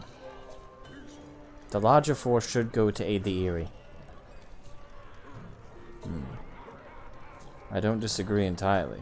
We can afford to move a larger force to the Eyrie, as it isn't technically an allied position, and not knowing the enemy's numbers nor their tactics. The more power we can put against whatever force is sieging it, or about to, the better. In the case of the capital siege, we don't even know if we can get in. But if we can somehow sneak a smaller number of forces, but elites, into the capital to aid the resistance, we can start putting pressure on these white tablets, and whoever leads them. Of course, I agree with this tactic. But, Decoria, may I call upon your advice as I did your father's? Always, my lord. From your perspective, what do you see the best tactic to be? Citizens are and should be this nation's first concern. If you have no people, what good does a nation do? And I hate to admit, but I have many friends and loved ones that are in the city right now, and I wish to see this fighting within the city put to an end. But more importantly, what happens if Castle Eyrie is taken? If Castle Eyrie is taken, one of our strongest strongholds will be under the enemy's control. Additionally, it's the source of a massive amount of our economy. It will be very crippling if the enemy holds it. Additionally, not many know this, and this cannot leave this room.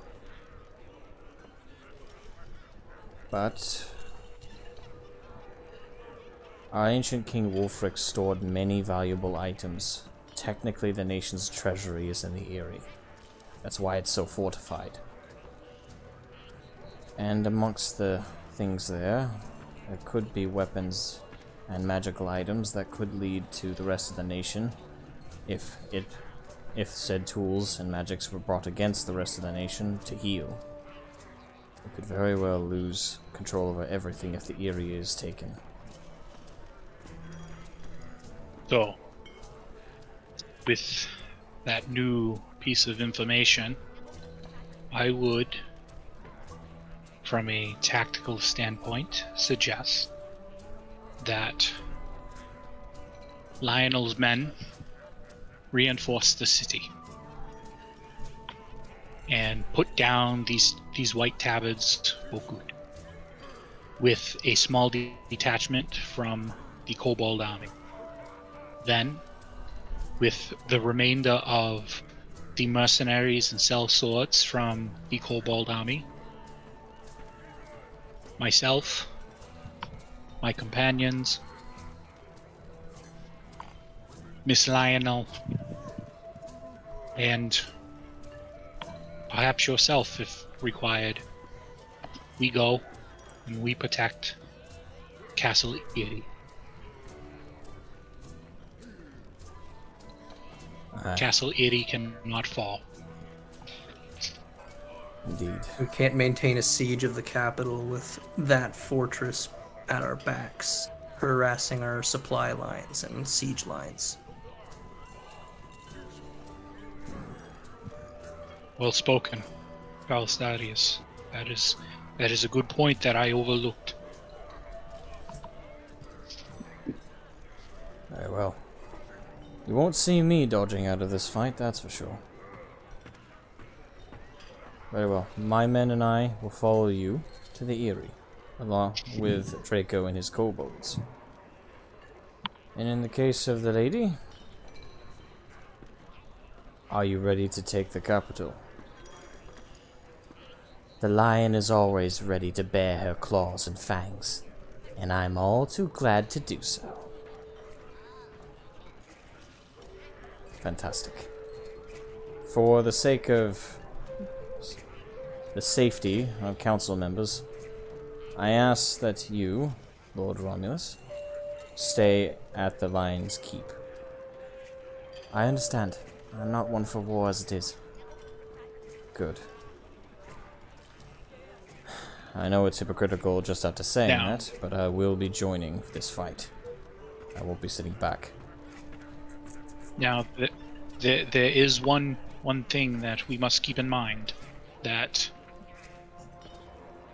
Lady Lionel, I understand your need to be on the battlefield. I respect that very much. However, Lady Aura will be protected for the time being, and Lady Ruga has already gone back to Ursine Village to gather her rangers, and the rangers will come and will provide backup in a few days. So, do not be too reckless. Be smart. Fight battles you know you can win, and know that backup will be coming in 3 short days. Of course. It's as much about being a smart soldier as it is about being a strong one. A warrior is honorable, and part of honor is protecting the weak. I will not sacrifice the lives of the citizens of Northholm, just for my own honor. But that does not mean I cannot relish in the glory of the fight to come, and the lives to be saved. It does not. That is a fact, and I wish you nothing but victory and great battles to come. Same to you, my friend. And she puts her hand on your shoulder again. Still lighter than before, but still a. Yeah. And I want to give her a good handshake, and I'm gonna pull this out of Star Trek, and always remember, today is a good day to die. Take her hand and do the thing. All right. All right. She takes her hand, shakes it, confused at the line, but understands the notion. And squeezes. She's trying to be delicate, but very tight grip. Borderline breaking my hand. Yes, I understand completely. I have a logistical question. What? Has she been holding Landrin the whole time? No, I meant to say that at some point, but I forgot. Yeah, she put you down around the time her brother stepped forward. The second time step forward, I should say. So, if I have the situation read correctly, the attention to most of our troops are going to go marching towards the Owlery. Marching to their relief. So either we're gonna basically end up behind a besieging army, putting them in an impossible position, or moving in and reinforcing the Eyrie if we get there first. And we're sending at least some reinforcements to the resistance, if not a full sieging force. Uh-huh. And that'll get further reinforced once Lady Ruga has, shown up with the Rangers. And if we're victorious, the Eyrie, our force as well, marching up from behind. So the only question is, do we go to the Eyrie with everyone, or do we go, that was my assumption. Help the characters in the city, because they're resisting?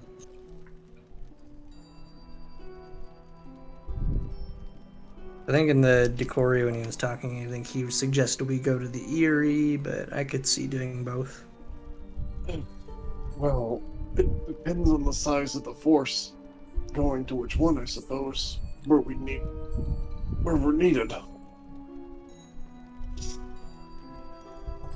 Because if we send the army one way, we're going... I don't know. If you guys want to know the exact numbers, you just gotta ask them. Okay. Other small question I'm gonna ask another player. Hey, is it time to call Dad yet? What? Wait, what? So I don't think so quite yet, because the topic of demons haven't been broached yet. But I want to keep that in our back pocket. But I think that will probably happen shortly. Alright. We need to ask exact numbers and disposition. That's what I'm asking. I'll just ask them. It's like, what are the exact numbers of forces who are going where, and the disposition of the forces we're going to be dealing with. All right, ask him them numbers. That's what I just did. The Romulus steps forward and says, I am having about 100 of our Lion Guards stay at the Lion's Keep to protect me, as well as any of the lords that need come to a safe position. I will be, possibly, if Lord Ferian falls, as I hear it a second time, and my sister and Lady Aura were all to potentially fall. That would leave me and Maria Ruga as the only surviving members of the council. So, I will hold a safe position there, as I am neither useful for a fight, nor am I really in favor of joining one. I don't mean to sound as a coward. I'm not afraid to die for what I believe in. But unfortunately, I'd rather die on my feet than embarrassing myself trying to pick up a shield. You almost picked up the last one really well. That being said, 500 of the Lion's Guard will be joining the fight for the Resistance. In fact, with that many of our elite soldiers joining the Resistance, I'd be surprised if, by the time all of you finished up in the Eyrie, the capital hadn't been taken twice over. That's the spirit. As for the force of kobolds that'll be joining that, Draco steps forward. He did enter the room at some point. I know it's kind of anticlimactic, but I didn't think to narrate that. We're kobolds. We slip in when we want to, and no one notices until we speak up. It's like hobbits from Lord of the Rings, you know? No one notices unless someone talks. So everyone jumps as Draco's just suddenly talking. It's like, where the fuck did that guy come from? And Nita kind of steps forward, looking, like, has that shine in her eyes, like she wants to pick him up. And Draco, sensing it, kind of keeps his distance. The force that we're willing to donate to the Resistance in the capital is around 300. 300 of my best soldiers and mages will join you, the Lion's Guard, to help the Resistance. I and the rest of my force, which comes to about, after those numbers are divvied up, 4,400 of my men will then join the protection or potential siege on the Eyrie, depending on who controls it when we arrive.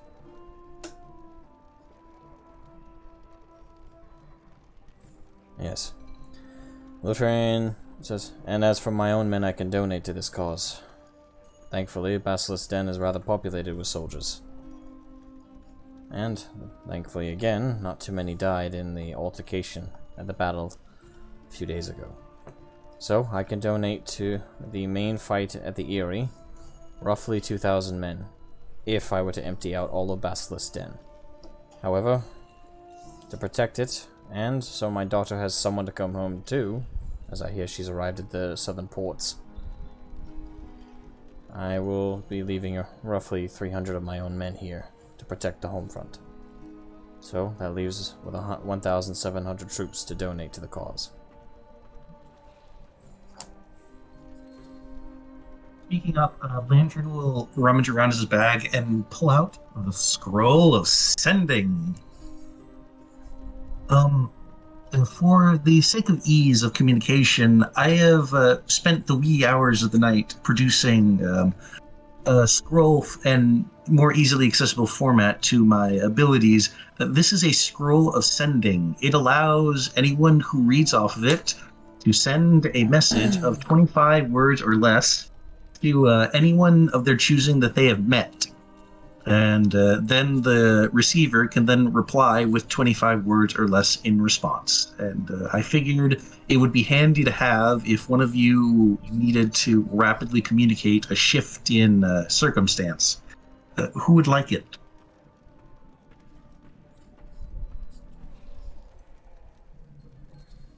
How much of that got through? All of it. Romulus steps forward. I could take it and bridge communication on my end, but as I said, I'll be in a defensive position. However, and he looks at his sister, you going to the capital, it'll be a good way to communicate with the resistance in a one foul swift. What is it exactly? Basically what it is once you open up the scroll and a little magic is channeled into it, it sends a communication. 25 words. I see. So, what would I use it for? Well, I think it'd be best used as an emergency contact. Either the capital gets taken, and it's a way to inform our friends here that the capital is safe, and therefore they need not worry about it and focus on the task at hand. Or, if something drastic happens, either you're forced to retreat, she kind of stiffens up and narrows her eyes when he says that, or some other major development to the capital. Either way, it's a great form of communication back and forth. Hey, Landrin. Yes, Kiko? Did you mention the 25-word limit? Yes, it has been spoken up 2 times now. Oh, okay. I didn't catch all of it, because... Ow. Kiko's gonna look right at the homunculus she's holding in her hand still. You rapscallion. And Romulus... staring at it. Romulus takes the scroll from your hand, Landrin, and then hands it off to Nita. Nita Lionel, his older sister. Just clarifying. Naturally. Is it Nita or Anita? Nida. Needa. Like need with an A at the end. I need to say this. Landrin, when handing him the scroll, just smiles and nods. We shall be watching your career with great interest. And he just smiles, seeing it as a compliment. Thank you very much. Yeah. I said the thing. All right, that's 3 marks down on Palpatine bingo. I just gotta get a few more, and I can get bingo on being Darth Sidious. Nice. Alright. So, Nita has a scroll.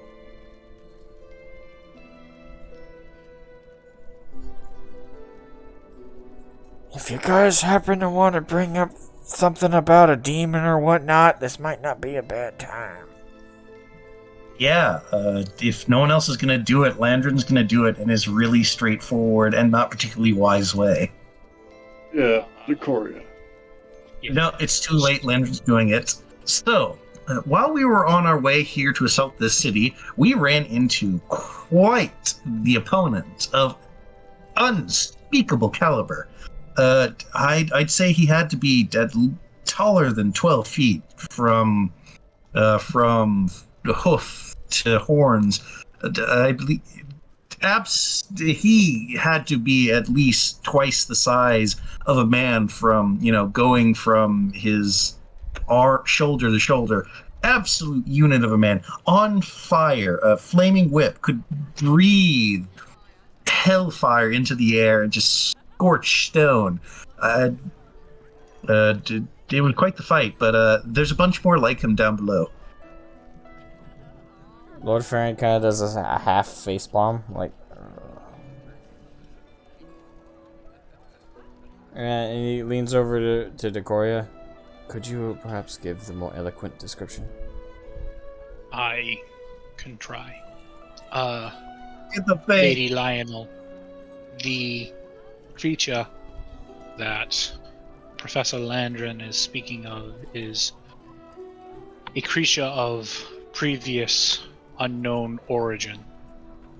It is a creature of legends. It is what we tell our children to scare them to sleep, to scare them not to do bad things. What he speaks of is a demon. Now I know that may or may not come as a shock, given his veracity of the story that he told. However, it is not untrue. I believe it. We did battle a demon. The spirit Anita. And I am thankful that you actually believe us with little hesitation. It is nice to have support for a change. In the time I have King met of- you, I have come to the determination you are too honorable to lie in such a way. Nor make up stories at a time like this. Well, that is very, very polite of you. But the king of the kobolds, Draco, here, has been having battle with them for quite a number of years. There is a door in his home that they are unable to close. And that is where we believe demons to be coming from. Now, we battled him and was able to send him back, but we were not able to destroy him. To our knowledge, there is no way to destroy them. But in the coming days, months, weeks, years, they are free, and they will come, and they will attempt battle with us. And we will need to figure something out by then. Now, I come from a long line of warlocks and necromancers and other magical users. I have the ability to speak to my previous ancestors. Currently, they are still investigating, but Landrin here, his father, is a great mage, and we wish to tap him for additional advice. And my own personal betrothed, my bonded pairmate, she comes from that location as well. Are you familiar with Miss Novery? She looks up briefly, and for a brief second, she looks like she's really trying to remember. Thinking of a spider. Miss Novery. Yes, a woman of your height, and her upper half is human, and her lower half is of a spider. And her face lights up all of a sudden. Novi! Yes. She also comes from the Deep Dark, and currently is part of the Resistance. But she may have additional information that we do not know. So, one of the things, this would be a personal request, would be that while you are entrenched in the city, please find Miss Novery and the Resistance. They are most likely holed up in her shop. As we all know, she is a great magician and wizard, and she most likely has wards and everything else in place. But if you have the ability to get to her, we would require you to get there and keep her safe, as a favor to me. I will. I swear it upon my life and my family's honor.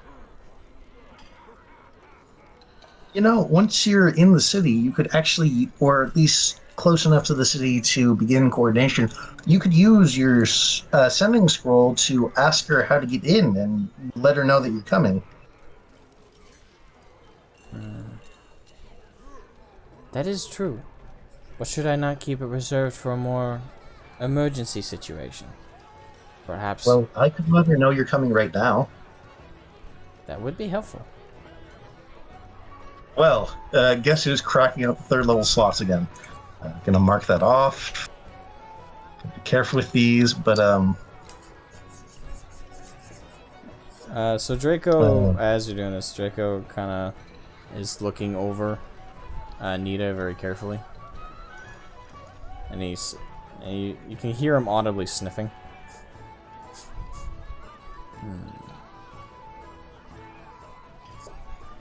And he kind of like he kind of side waddles over to Eulandra and says, "She and I are kin."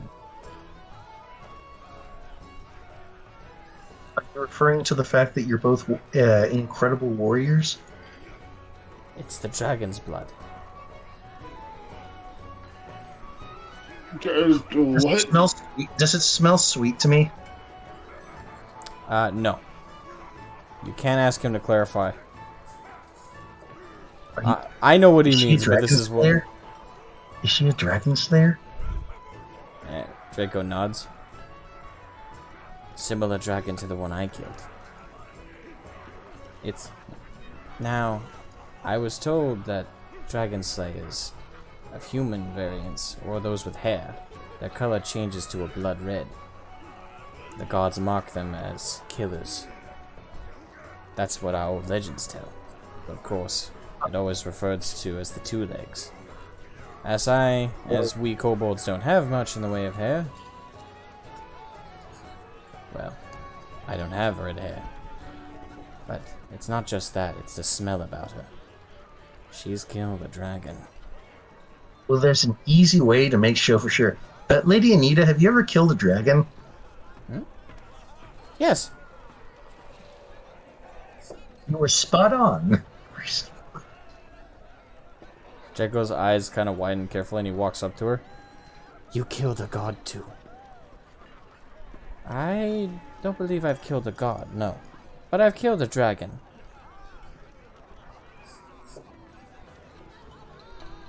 Well, that's what we call dragons in kobold culture. Oh, then yes.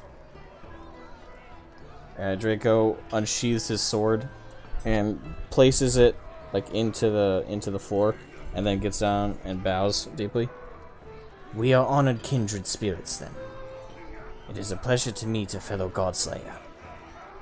I have not met another in my entire life. I honor you. It's a pleasure to meet you as well.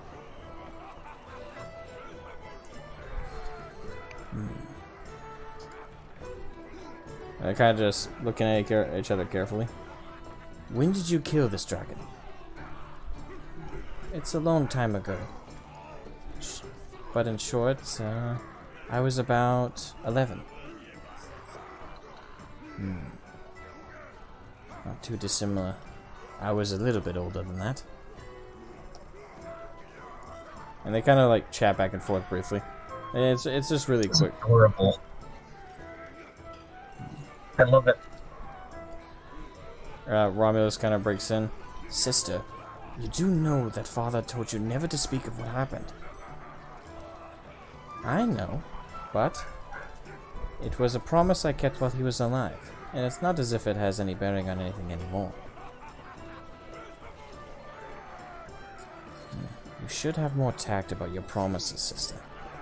I have plenty of tact about my promises, as long as they're valid.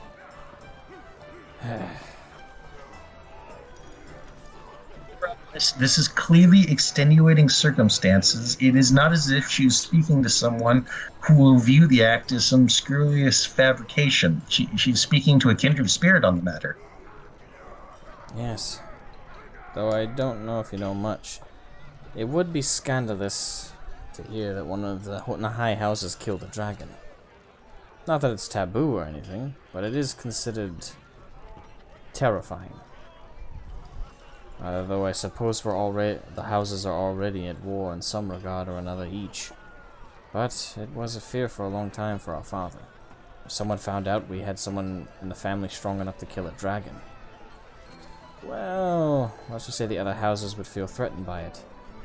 Sometimes that alone can cause small civil wars between houses, at least in ancient history. It hasn't happened in over 200 years now, though. I'm starting to see why your houses are so easily stirred to fight each other if they view such a blessing as a threat. Think of it as a balancing of the scales. If one side is too heavy, you do your best to reallocate the weight. That's how the houses have always worked. It's one of the only intrinsical flaws with it. Though we check and balance each other, and our power over the realm, by that same token, we also compete with one another. Nevertheless, as we are at war now, I suppose the point of the promise is invalid. The scales are already tipped.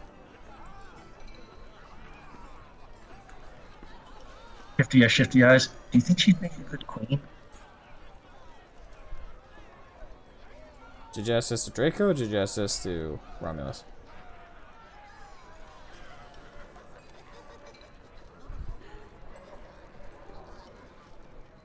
But this is the sort of thing legends are made of.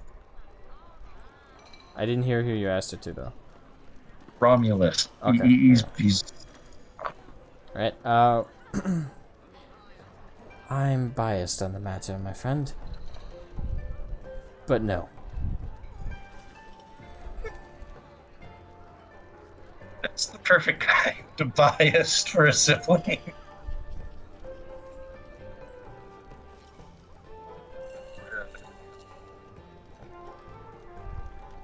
I've only known you for a day, but I must say, this has been quite a delightful encounter.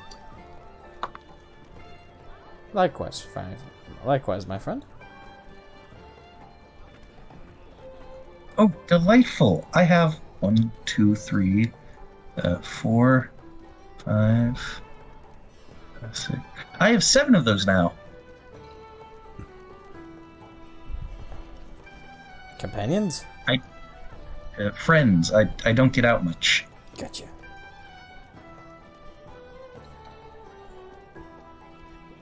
Speaking of which, I think I'm going to call an expert on the matter.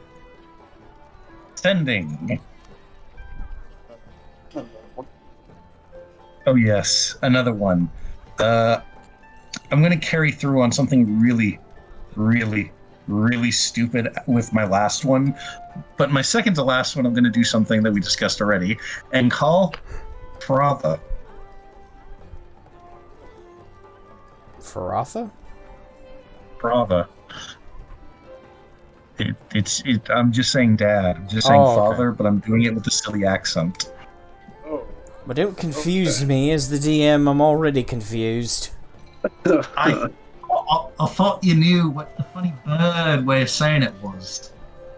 Well, it doesn't help what it's all over Shady Mike's. Oh, blimey, you're blaming the Discord now. Father? Call me father? Well, I didn't expect the bloody Spanish Inquisition. No one expects the expects Spanish the Inquisition. Spanish Alright, do your sending. I'm glad more than one of you responded in that fashion. To be fair, one of the best parts of Cyberpunk was literally going to the Spanish Inquisition.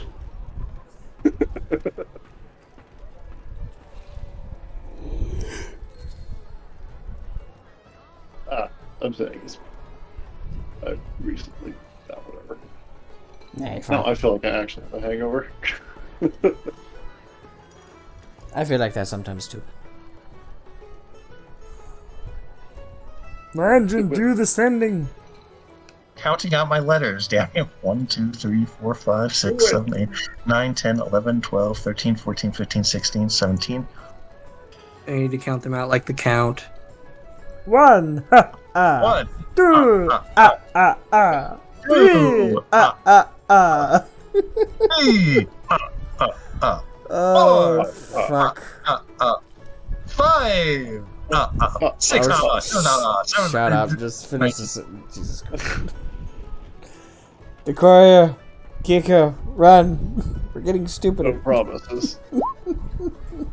Father, I delight in contacting you once more. It is hoped by a few Nordred houses to have you contact us via magic. And respond to this message. Huh. Alright, so a few seconds pass, and you hear in your head and your father's voice, "May I cast it again?" Okay, I guess I'm using my 4th level slot I was saving to cast sending again. And before you can cast it, all of a sudden you guys hear a familiar sound.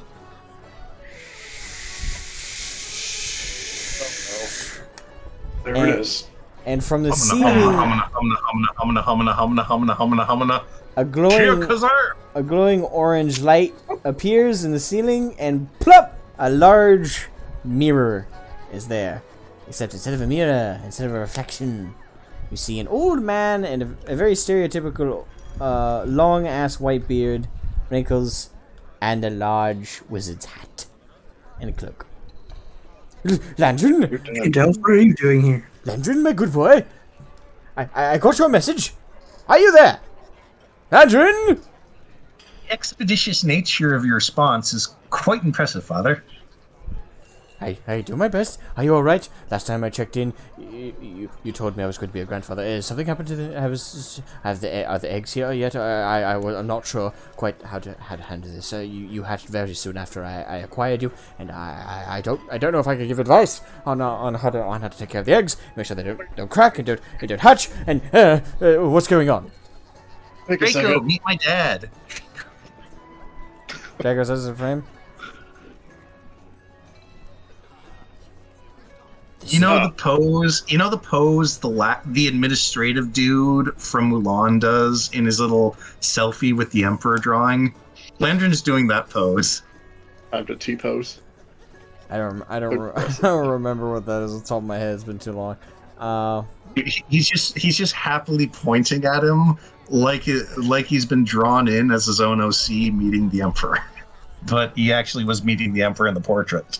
All right. So Gunther adjusts his spectacles.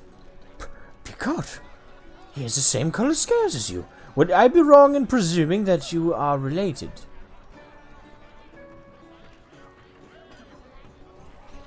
Draco, this is my adopted father, Gunther.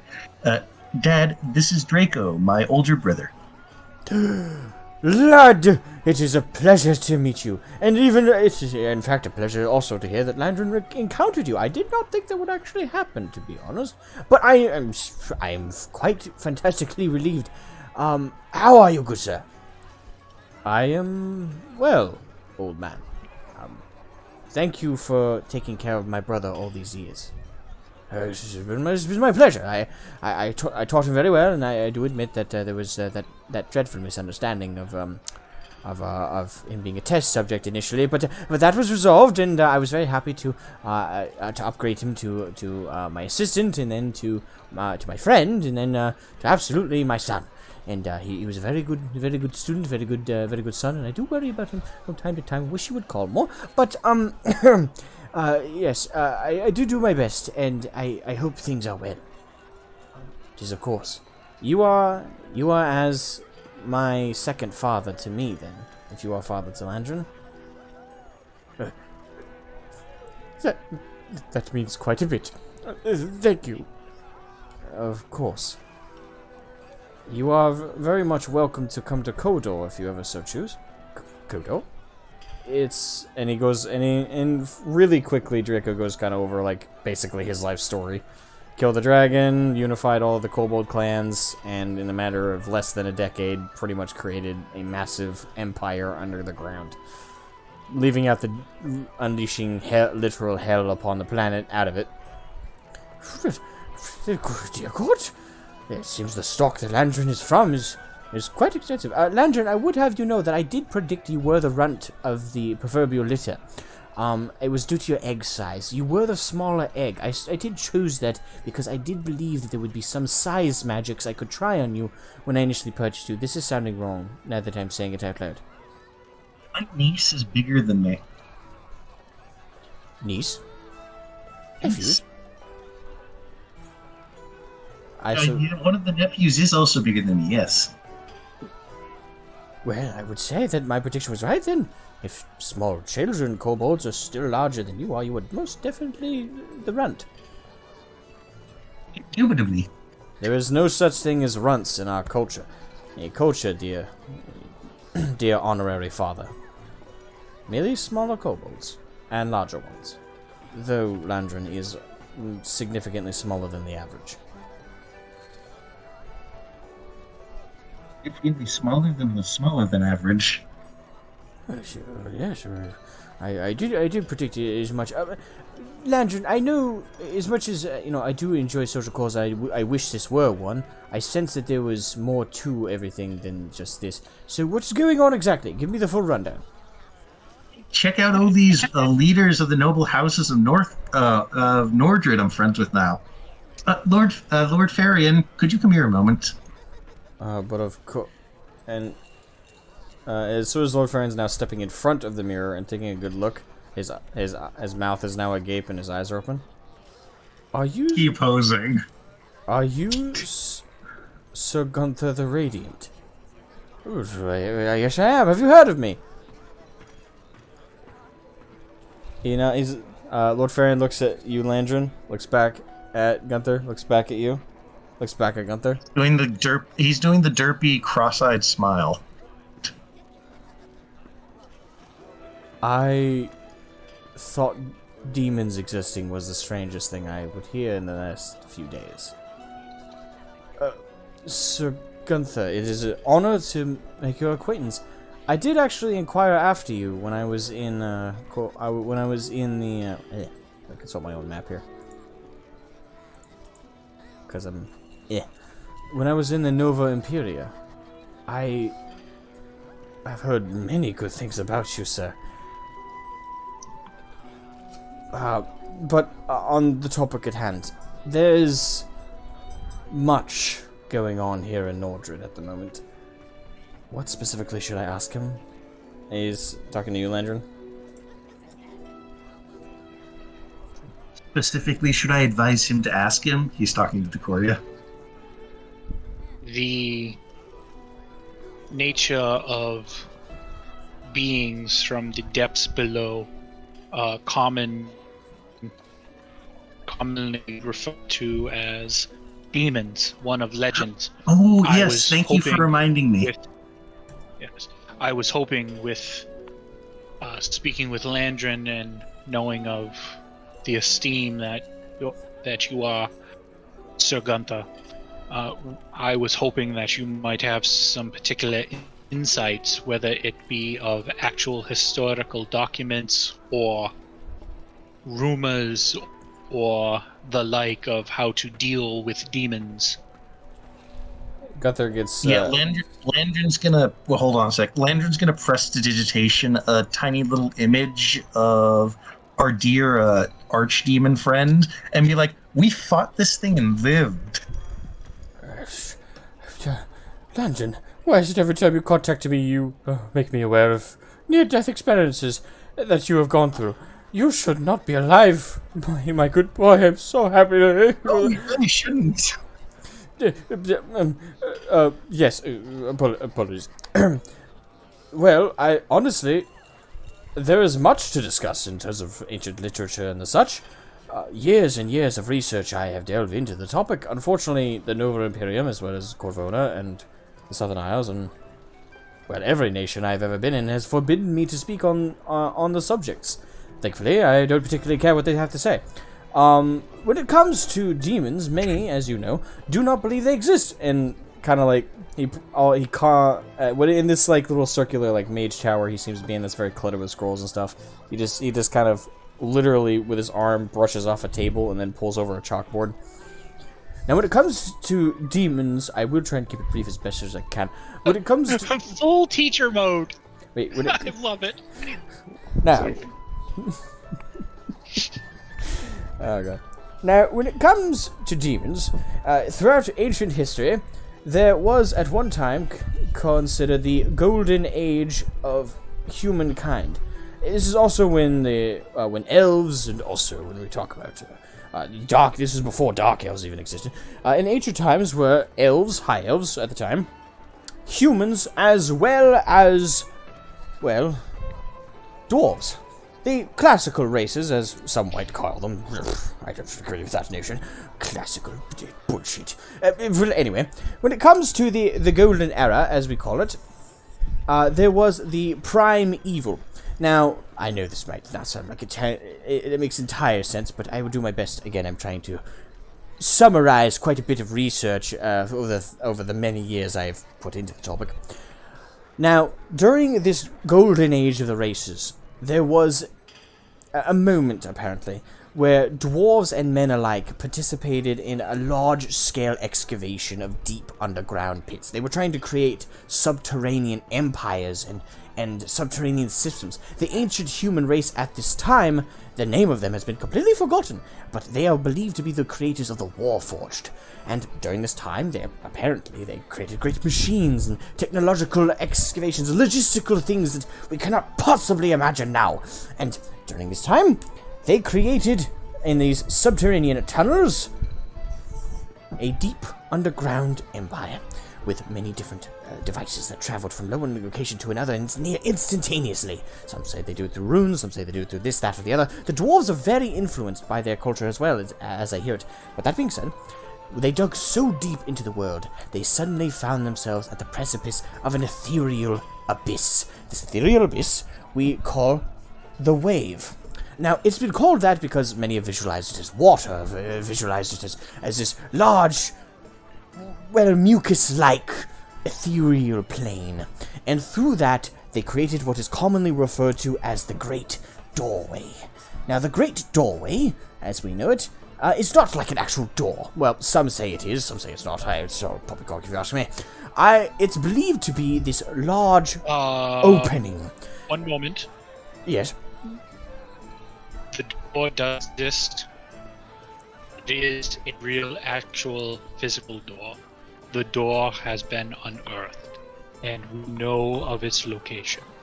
God, if that is true, then that means the archaic... And he kind of goes off and he comes back with a large, really raggedy looking scroll. The large... the large Driders, Drider tribes at the time, created several documents in these web-weave scrolls. They speak of the doorway as a literal door. I've written them off until now, but now that you say that... Yes, the Driders speak in their ancient tongue.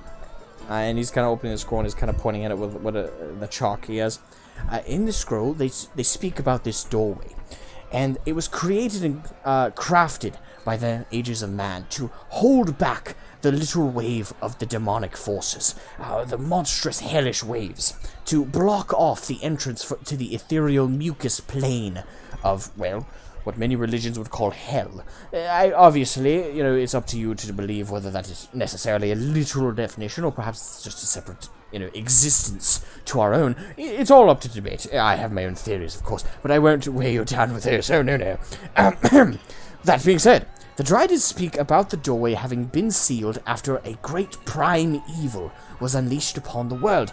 This prime evil, at first, due to the technological advances of the human race, the dwarves, and the elves at the time, the demons themselves weren't much of a threat. The imps, the large elite demons, they were simple annoyances to us at the time. Their great war machines, called the Warborn, called the Warforged, easily brushed aside these demonic forces that just flowed from the doorway. So they didn't feel the need to ever close it, despite having built it properly.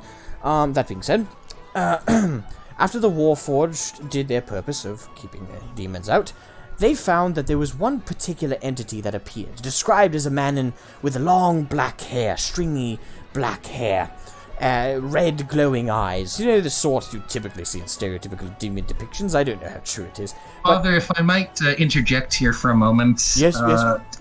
How is your heart? It's just racing rather rapidly. I will have to take that tonic that the witch down the road gave me. Go take it now before I give you this information. Okay. It's a Tracy. And as he casts a spell, all of a sudden a large glass comes over and he pops it and downs it. I've done that. He's very real, and he stuck stones out with his hands, and he liked me, and that concerns me greatly.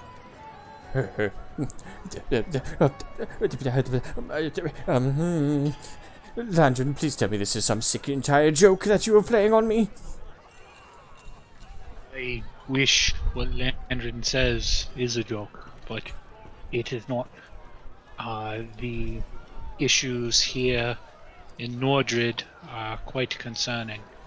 One had a pact with the demon, while we were ensconced in battle with this individual, the greater demon. We do not know his name. However, he chose to make his appearance known to us and to actually collect the soul of the individuals as we had finished battle. We were intelligent enough to know not to trifle with this individual and allowed him to take the soul as he saw fit.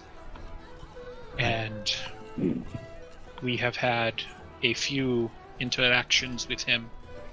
And Roka, who I am sure you know the name all too well, Yes, has also provided additional information. Roka is still alive and well, however, not in the form that one would expect him to be.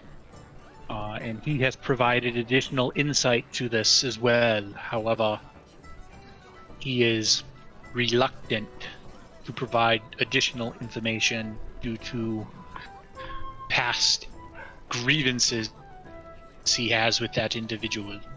It's good to hear he hasn't changed a bit. Oh, you know each other. Oh, yes. Miss Nordred informed me when she first found the skull, and when she asked me to confirm that it was the Rokan from Ancient Legends, of course, I went to go visit, and then he was rather rude, as I recall. Shut up, old man! Wait, is he there with you? Yes, he's been teaching me magic. You still need to apologize for me for calling me an old duddard. I will never apologize for calling you an old duddard. I will have you know, Rokan, that you are incredibly rude. Just because you nearly conquered the entire planet does not give you leniency to treat others so dispositionally. I would have you know that if it weren't for my respect for your magical abilities, you old duddard, I would... Wait. Did you get older? Well, yes, it's been over 40 years. My beard has grown, and it's been more since then. It's not just that, your wrinkles have gotten deeper. I'm going to take Roka and put him in my backpack. Not the bag of holding, just my backpack, and be like, now is not the time for petty jabs. We have actual conversations to be had. Yes, apologies. But what Rokan is not admitting to you, and I have found from ancient excavations, is that his empire conveniently saw a massive spiral upward at some point. It has always been my personal theory that Rokan, in fact, inquired about this ancient doorway. This ancient doorway that I speak of here in Ancient Legend. That he found the doorway and opened it a crack, and entered through it to speak to the prime evil, which kind of circles back to what I was saying about it. What is known about Ancient Legend is after the prime evil walked through the gates and destroyed the warforged that got in his way, he then didn't threaten anyone. He simply introduced himself to all the leaders of every major faction, the dwarves, the elves, the humans, and at the time, I would say it was around this time that a certain tiefling emperor started to emerge. And he also introduced him to that.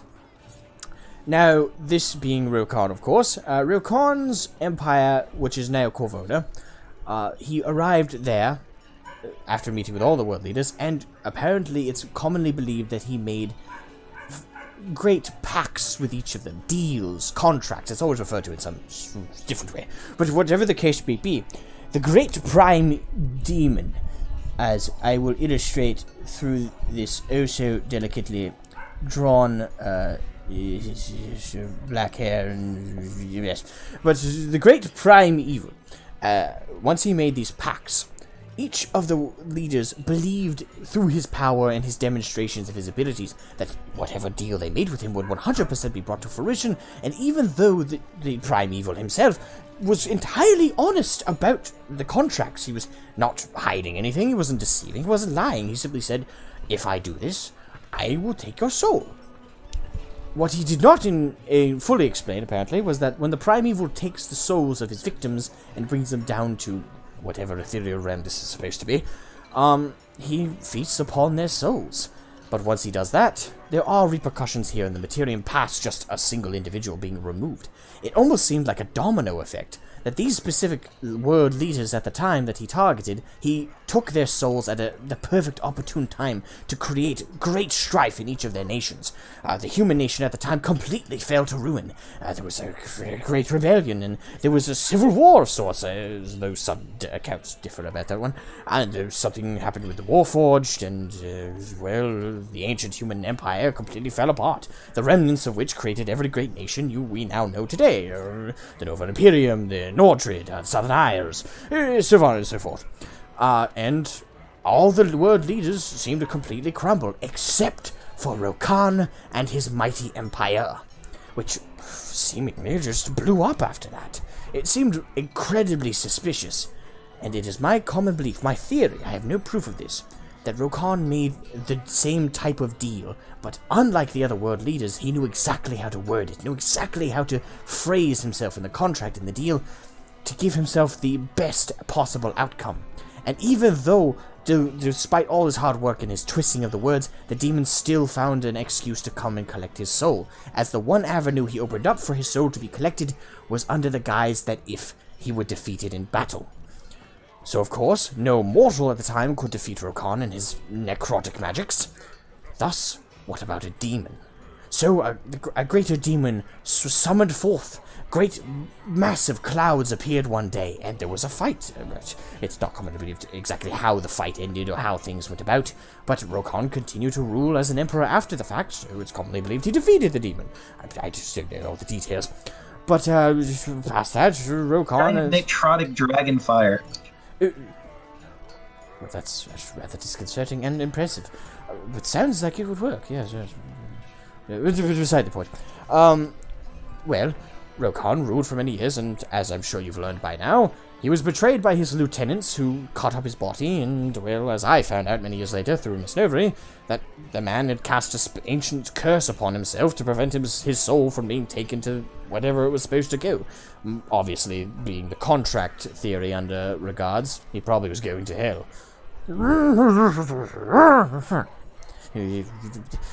Tell him to curb his tongue. I may not be able to understand what he's saying right now, but I know he's being rude. Yes, but this ancient doorway, these demons, this is all very terrifying news to hear, at least. This doorway, if it's the literal interpretation through the Dryder's scripts, it needs to be resealed. The primeval is capable of resurfacing no matter what, whether the doorway is open or closed. However, if it's closed, no other demons can resurface. And as far as I can tell, throughout all human scriptures, throughout ancient histories, the primeval himself is not able to stay formulated on our plane for very long. And as it stands, though he is seemingly omniscient or all-powerful, it also appears that he has no desire to do what regular demons seem to. He doesn't crave war, he doesn't crave death, he craves souls, purely. And it's not known why, it's not known exactly what a soul advantages a demon. It's theorized all sorts of things, the source of arcane magics beyond our comprehension. It's all over the place. But to be entirely frank, whatever the primeval wants is inconsequential to the struggle we have at hand. Consider him as an entirely separate being, or entity in this struggle that you now face together. What you now face, what you now must fight and focus on, is closing that door. It may not keep out the primeval, but at the end of the day, as long as no one takes a deal from that monster, not much is guaranteed to happen. But with those other demons running forth, it's only a matter of time before they do their absolute best to, well, wreak havoc, come to the surface during night times and raid us. Demons resurfacing, it has never resulted in anything short of sheer bedlam, sheer death, destruction. The only reason all of civilization was not annihilated by these creatures in these ancient eras of humans, dwarves, and elves is because Rokan's empire resealed the door. It's not known how, and I'm sure Rokan himself doesn't remember. This is a very long time ago, and if he does remember, I can't imagine why he wouldn't share that information. Even Rokan's not stupid enough to think there's any advantages that can be held with the door being open and such. But I apologize, I'm rather panicky at the moment. Is there any more information I have missed? Yes, I would like to put something forth. Yes. Lovely. You cut out what? No, he just said, "Love you, Dad." That's it. I love you too, Landron, and I want you to be very, very safe. And if it comes to saving your own skin, I personally, I would say it's nothing entirely wrong or considered cowardice about that. But save yourself is all I'm saying. Not it'd be rude to do it at the behest of your friends, of course. Or do your best to protect your friends and avoid sacrificing yourself. This is all I'll say.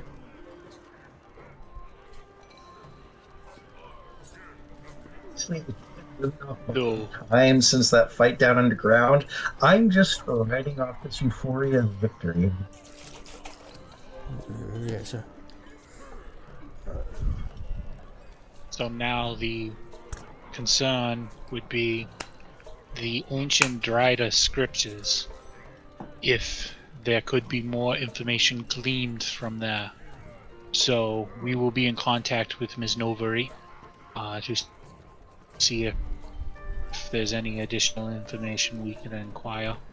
And I believe an additional conversation with Rokar, as I'm like shuffling through my bag, pulling them out now. A conversation with Rokar must be had, given the fact that he has sealed the door once before. If there's another way to do it, we shall do so. Yeah, indeed. I would travel to your location and aid you if I could. Unfortunately, things here are not exactly calm right now. Landron, I have taught you well, and you are an incredibly capable sorcerer. I expect you to do your best to save this world. And I will try and join all of you if I can. If you need any advice, you need only contact me, and I will send another one of these at the spells. And it's very terrifying news. Very terrifying news indeed. Landron cocks the metaphor shotgun that is his staff. We're getting you a helmet with RGB lights with a caramel dancing. My vengeance will be swift and terrible, Kiko. But it shall stay for later.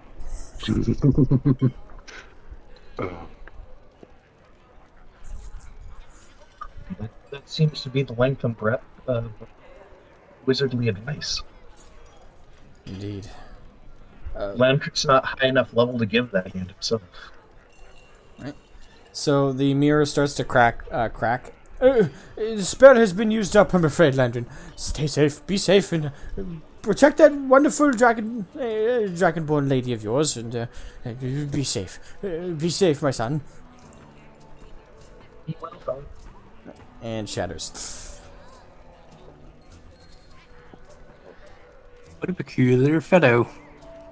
That's ominous.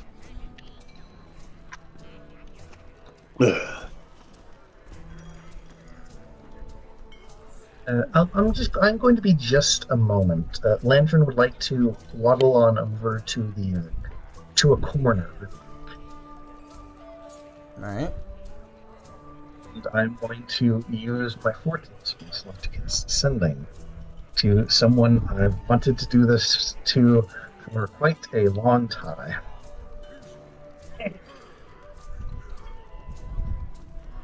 Where is... Here it is. Word count.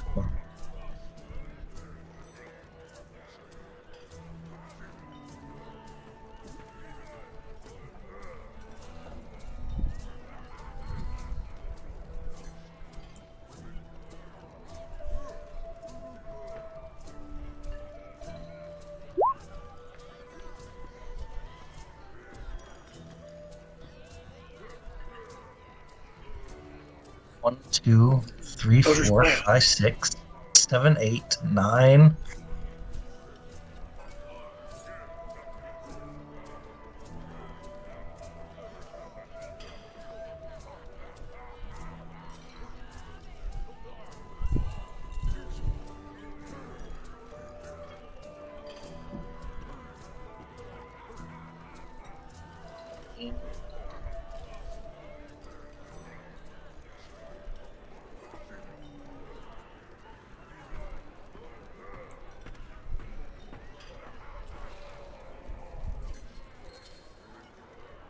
Landrin will cast Sending to the Archdemon that we fought.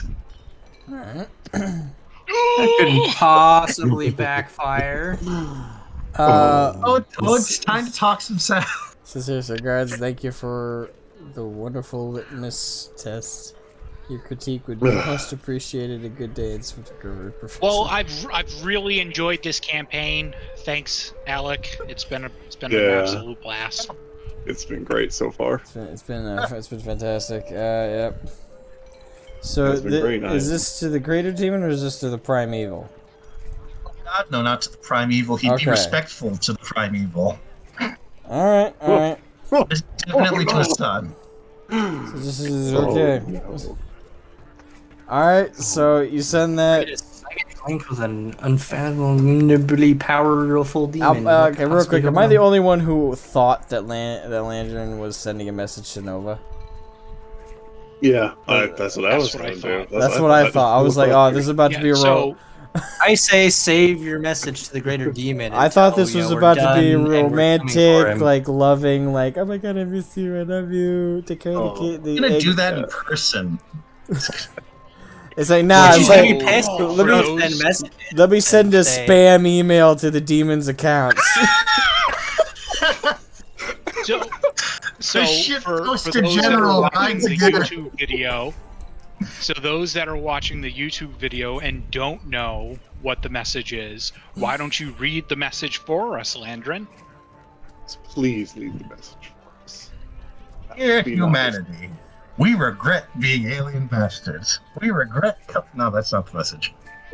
Sincerest regards. Thank you for the wonderful litmus test. Your critique would be most appreciated. A good day in swift recovery. Professor Landrin.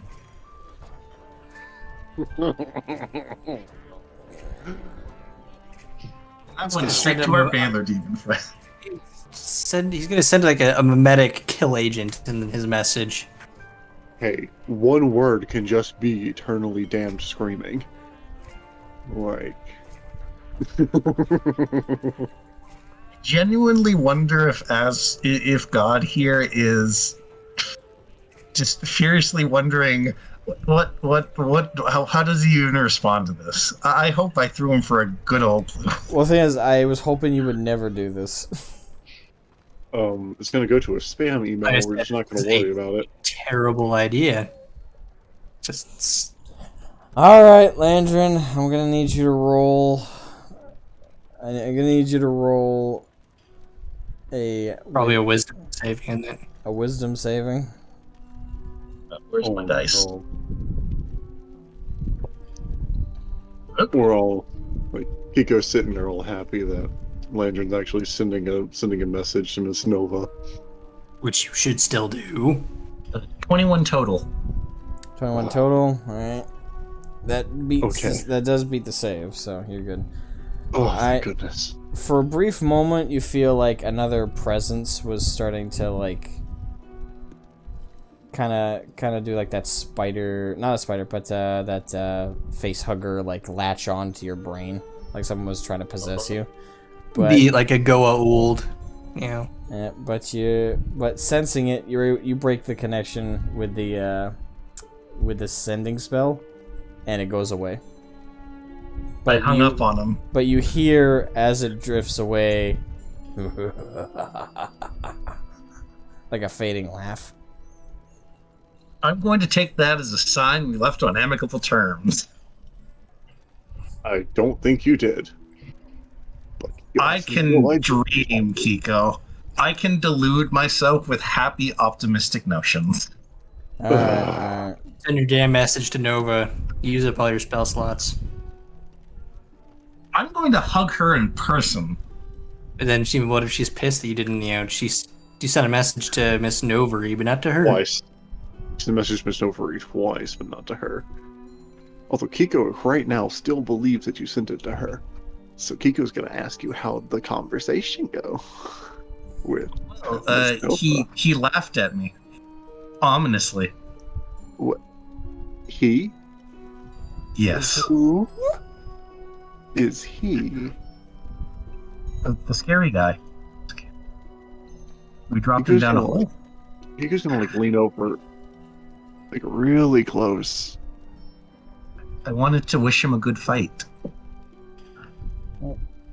Why are you magically contacting demons? Because I was grateful he made me see how powerful I could be. Okay. I thought my hangover couldn't get worse. Oh. Welcome to Landron's Circus of Bad Ideas. Never do that again. Ever. And we're going to end the session there, folks. Because we're already 16 minutes over. that was fun. Oh my goodness. At some point, you guys are just going to learn to have a bat to just hit Landron over the head when I start talking.